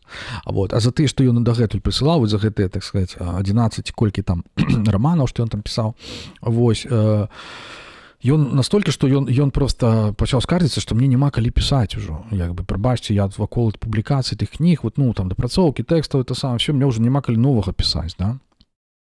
Які ён там піша пазней, што ў 56-м годзе ён там, ну, ўжо канчаткова, як бы, перастаў фактычна там вандраваць. Ён жыў у сваякоў там у Нью-Йорку, а потым, значыць, столькі грошай зарабіў, што ён нават там дом сабе набыў недзе. А ці это было ў Флорыдзе, здаецца. Ну, карацей, недзе там просто, ну, офігеть. Вот. І это самае, дарэчы, што цікава, у яго не было правоў на машыну, ён ніколі не кіраваў. Заўсёды ездзіў з кімсьці, ну, з Кесаді, там яшчэ. Вот. Ну, як бы умеў кіраваць, але правоў у яго не было. Вот.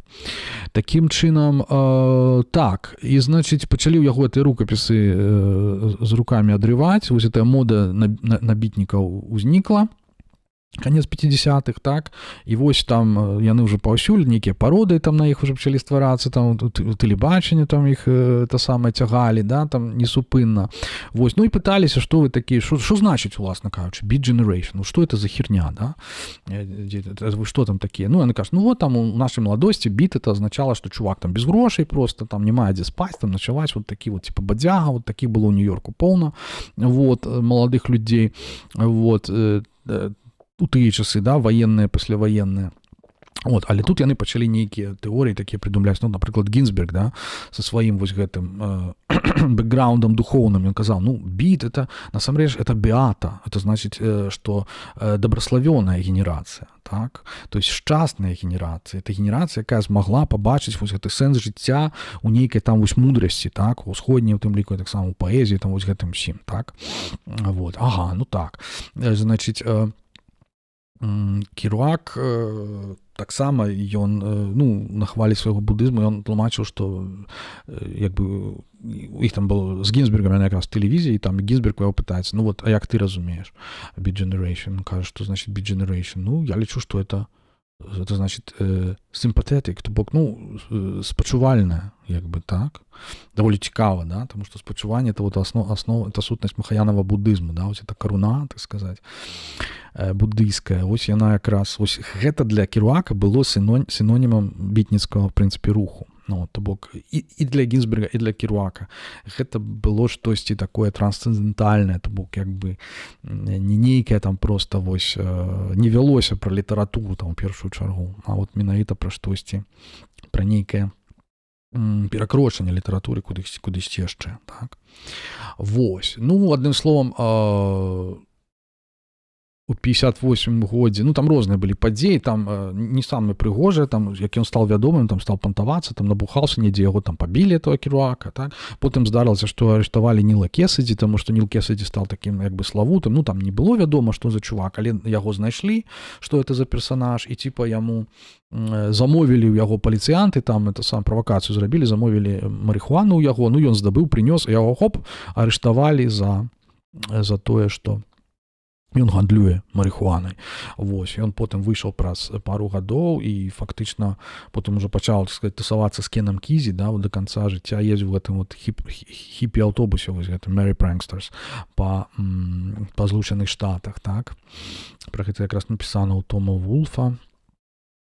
Electric Kool Acid Test, кніжка называецца. Вось, то бок не все было самае прыемнае з гэтым звязана з вядомасцю керуакаўскай. Вось, як ты казаў, Кесіджі неяк неудобно получилось. Вот. Ну, это заўсёды небяспека, насамрэч, калі людзі пішуць успаміны, там я ў сваіх успамінах таксама не прыводжу рэальных імёнаў, вось, на всякий пажарны случай, што называецца. Вось, і у 58 годзе напісаў Керуак Dharma Bums, это якраз успамінаючы сваё жыццё са Снайдерам. Пра Снайдера, кажу, будзем размаўляць заўтра. Вот, па-ранейшаму ён піша паэзію, прозу, вось, гэтыя хайку свае, і даўжэйшыя нейкія рэчы, Mexico City Blues, там поўна буддыйскіх матываў, так, выходзіць кніга, ну, адным словам, адбыўся як аўтар, што называецца, але вось ужо ў 59 годзе ён Філіпу Уэйлану піша: «Дхарма ўнікае з маёй галавы, я не маю чаго болей пра яе сказаць, я читаю дыяментавую сутру нібыта ў сне». Вось. Магчыма, перараджэнне гэта проста мець дзяцей. Ось яна мудрасць. То бок, я думаю, што гэты новы лад жыцця, он просто не вытрымаў этого всего, ён этого так доўга чакаў, і тут як бы на яго это все упала, і ён просто спіўся. Вось калі вы знойдзеце на YouTube нейкія ягоныя тэлевізійныя там выступы Керуака, вы просто ўбачыце, што чувак там сядзіць просто, ну, бухі абсалютна, і фактычна часам там ужо асабліва не можа два словы звязаць. Вот. В 60-м годзе ён выдаў все-таки эту кніжку «Пісанне залатой вечнасці». Натуральна, што нікога ні ў які будызм яно, як бы, ну, можна сказаць, да, як бы не навярнула, тым не менш мы разумеем, што, як я казаў на пачатку, значэнне бітнікаў для распаўсюду вот менавіта будызму у контркультуры заходняй, яно вялікае. Да? Бок на самом пачатку 60-х. Не ведаю, хто для этого зрабіў болей, Керуак ці Гінзберг, может быть, все-таки Гінзберг, вот, і Снайдер там і іншыя, але як бы факт ёсць факт, да.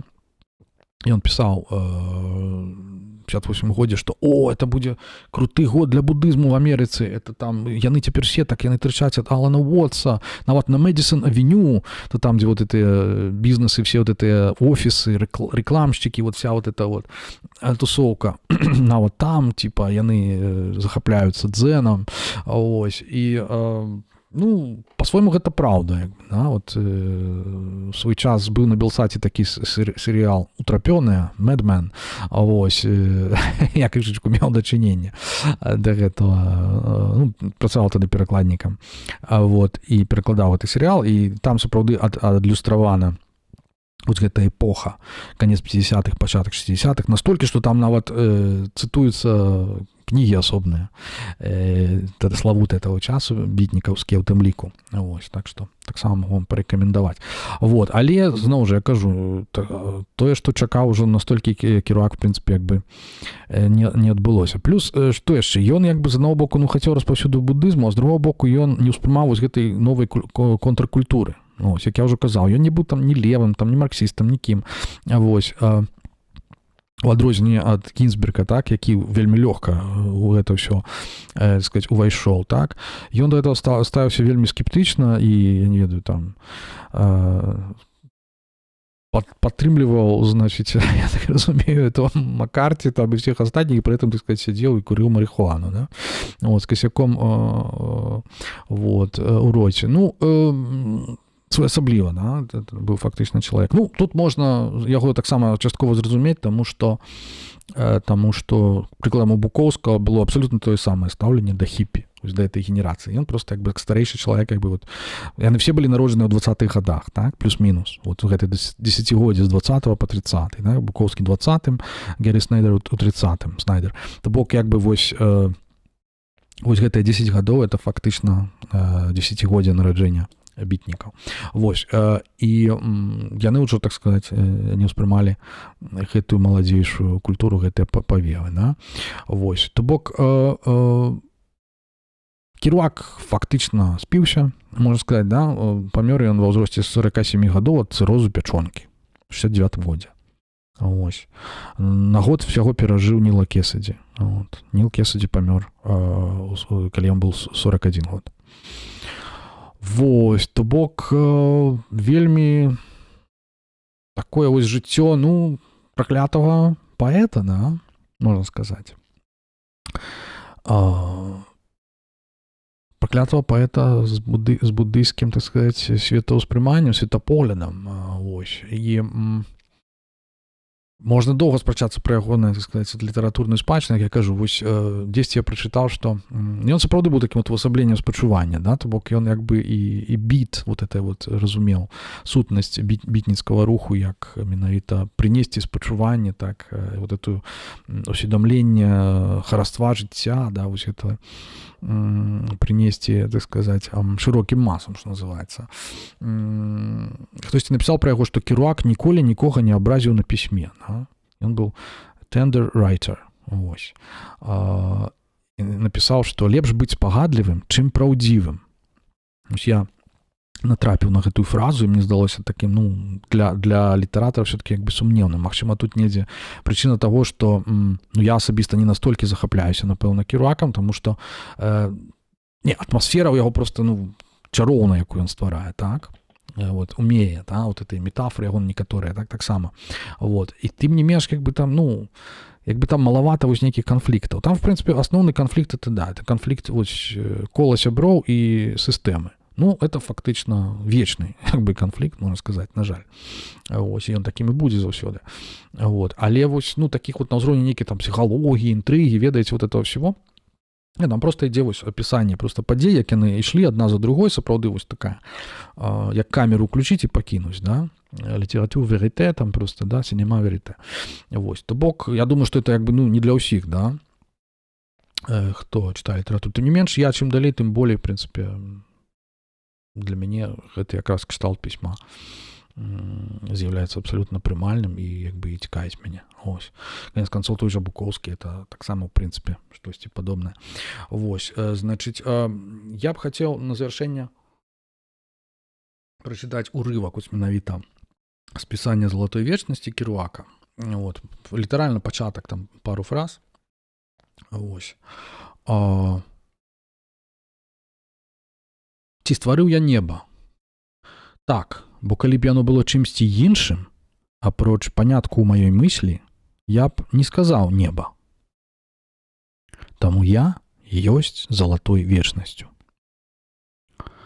Тут няма нас двух, чытача і пісьменніка, але толькі адзін, адна залатая вечнасць, тая, што ёсць, тая, якой ёсць усё. Я прабудзіўся, каб паказаць шлях, абраў смерць у заняпадзе жыцця, таму што я смяротная залатая вечнасць. Строга кажучы, ніякага мяне няма, таму што ўсё ёсць пустэча. Я пусты, я няісны. Усё ёсць добраславеннем. Ты — залатая вечнасць, бо няма мяне і цябе. Ёсць толькі адна залатая вечнасць. Той, хто усведамляе, не займайся ўявамі, бо існае ёсць няісным. Веданне гэтага ёсць боствам чалавека. Гэты свет — фільм з усяго, што ёсць. Адзіны фільм, зроблены суцэльна з аднаго і таго ж матэрыялу. І гэты фільм нікому не належыць. Гэтым фільмам і ёсць усё. Калі б мы ўсе не былі залатой вечнасцю, нас бы тут не было. А раз мы тут, мы не можам не быць чыстымі. Як бы яно можа гучаць для кагосьці нават і наіўна, так, як такое. Ну, вось калі я чытаў першы раз, неўзабаве пасля таго, як пачаў цікавіцца будызмам, я эту кніжку набыў даўным-даўно, зноў жа, для таго, каб пачытаць проста, ну, як паэзію, як літаратуру. Вось. І яна не здавалася нейкай павярхоўнай, а потым, калі я зразумеў, што маецца на ўвазе, то яна мне здалася даволі такой цікавай. І тым не менш, зноў жа, гэта керуакаўскае разуменне будызму, так? Вось, то бок мы бачым з самого пачатку. Ці стварыў я неба, так? Мы памятаем, мы казалі пра гэта ў стрыме пра дэбаты ў Лхасе, што такое ў кітайскім будызме, як разумелі неба. Это быў фактычна адзін з перакладаў пойму шуньята, пустэча, так? То бок гэта адразу надавалася гэтаму нейкае значэнне дао, нейкага абсалюта. Так? Вось, то бок абсалютызацыя такая ўжо, бок рэлігійнасці гэта ўсяго. Вось. Калі б яно было чымсьці іншым, апроч панятку маёй мыслі, я б не сказаў неба. То бок мы яго назвалі небам, значыць, фактычна мы ўжо адышлі ад ягонай сутнасці і стварылі панятак у сваёй мыслі. Вот. Это дао дэ цин, фактычна. Першы радок. Да? Дао, названа, прамоўленае дао, не ёсць сапраўдным дао. Вось. Зноў жа, паколькі я ствараю паняткі, атрымліваецца, то я і ёсць гэтай залатой вечнасці, я ёсць творцам, да, і там неба ў тым ліку, да. Вось, гэта што значыць? Гэта ўжо ўплыў йогачары, ці там прабуджэнне веры ў Махаяну, пра якую мы таксама казалі ў стріме. Це значыць, што мысль — это і ёсць вечнасць. Мысль — это як бы субстанцыя ўсяго, так? Вось. Потым дзе-то мне асабліва падабаецца, што няма нас двух чытача і пісьменніка, а толькі адзін, залатая вечнасць. А ось я ў свой час перакладаў верш Унамуна, там, дзе ён піша, што сакрэт паразумення — это ў тым, што я ёсць тваім я. Ось. Я твоё я чытач, сакрэт паразумення. То бок, ну, сапраўды, як бы, з будыцкага гледзяча так і ёсць. То бок тут няма вот на дадзены момант няма, так сказаць, мяне, які гаворыць, які да вас прамаўляе там з экрана, і няма вас, які это слухаць, ёсць штосьці адно. Это вы яго ствараеце, так? У сваім розуме, у сваім мыслі, у сваім уяўленні. Вось, гэтак жа і я ствараю вас у сваім уяўленні. То бок, як бы, і гэта ўсё як бы нас аб'ядноўвае, да? То бок, зноў жа, такая йогачара, да? Не шуньята вада, а віжняна вада, как бы mind only. Я пусты, я няісны, да, ён кажа. Это вот дзве рэчы, якія мы зноў жа ў стрымах пра Лхасу спыталіся, а это тое самае ці не? То бок, згледзячы йогачары, як бы, і вот это прабуджэнне веры ў Махаяну, да, это адно і тое ж, так, што пусты, што няісны. Ну, з майго гледзячы, як бы, это вот тое, што пусты, пазбаўлены сутнасці, не азначае, што няісны. Ну, вот, як і згледзячы, наколькі я разумею, Нагарджун, да, Мад'ямакі. Вось, але з іхнага, згледзячы кітайскага будызму, это адно і тое ж. Вось. Адсыл там да Шекспіра такі патаемны, што гэты свет фільм з усяго, што ёсць, адзіны фільм зроблены суцэльна з аднаго і таго ж матэрыялу, там называецца слова stuff. We are such stuff that dreams are made of. Значыць, то бок мы той матэрыял, з якога зробленыя сны, да? А тут ён гаворыць пра фільм. Гэта той самы вобраз рэальнасці, як кіно, ён потым у Джима Моррісона сустракаецца. Выдатнай, дарэчы, кнізе ягонай. The New Lords. Ну, адным словом, самые розныя, да, то бок вот это вось мы ўсе залатая вечнасць і мы не можам не быць чыстымі, вось, ну такое здаецца з маральнага гледзячы крышку наіўна, да, а як жа зло, вот мы жывем у такія часы, дзе просто такія рэчы адбываюцца. Я памятаю свой час як бы, ну, як ангажаваны буддыст, я со сваім майстрам размаўляў на эту тэму, вось, там нешта, там было адно здарэнне непрыгожае такое, вось, нейкае забойства там зноў у Беларусі, там такое побытавае і жорсткае, і я вот пытаўся у майстра, а як жа вот быць вот з гэтым злом, да, абсалютным, і ён, значыць, ну, паглядзеў і сказал, ну, это канструкцыя, твои мысли, все такое, вось, мяне это, памятаю, раззлавала, вельмі, ну вот, як же так, вот, і тым не менш, я потым справді, што гэты настаўнік, з якім размаўляў, ён то сам, як бы, ангажаваны буддыст, і ён дапамагае іншым, да, і кліматычным там актывістам і так далей, то бок не вызнае нейкі пасіўны лад жыцця, да, просто ёсць розныя ўзроўні, на якіх розныя рэчы тлумачыць, і на тым узроўні, як бы, ну, ён меў рацыю, як бы, што уяўленне нейкага абсалютно злая, ну, як бы мінае, але патрэба штосьці рабіць, каб так не было, яна застаецца, вось, і ў прынцыпе, як бы, у гэтым і сутнасць ангажаванага буддызму. Вось, так што, вось, гэта, напэўна, тое, што я б хацеў сёння вам сказаць, гэта толькі палова, ну, я так, в прынцыпе, і думаў, што цалкам мы не паспеем, таму што я такі гаваркі. Вось, чувак, значыць, я бачу, што мне напісалі нейкі каментар. У студэнцтве даводзілася прагульваць лекцыі, каб працаваць, а тут давялося прагуляць працу, каб паслухаць лекцыю. Ой, ну што ж это такое? Але таго вартае, чакаем працягу, дзякуй. Я шчыра дзякую за увагу, перадаю гарачае прывітанне. Вось, рады, што слухаеце, глядзіце. І такім чынам, 2 гадзіны 43 хвіліны. Вось цяпер я ўбачу, як доўга я балбатаў. Ну, прабачце, нічого не зробіш. Я вельмі спадзяюся, што заўтра мы працягнем, і што крышачку карацей мне ўдасца это ўсё падаць, вось, таму што сёння мы фактычна палову ўжо разглядзелі, але, ну, як бы не гарантую. У каго ёсць заўтра час, вось, у гэтыя самыя кароткія ў годзе, самыя цёмныя дні, заўтра ўжо будзе то, што называецца сонцаварот, вось мы яго разам і адзначым, разам з угодкамі выдавецкай ініцыятывы Сейбіт, вось, чарговым стрымам пра бітнікаў і буддызм. Шчыры вам дзякуй сёння за ўвагу, добрай рэшты дня. Вось я таксама пайду прагуляюся на сонейку, вось для таго, каб магчы заўтра вам яшчэ нешта цікавае апавесці. Да сустрэчы, усім шчыры дзякуй.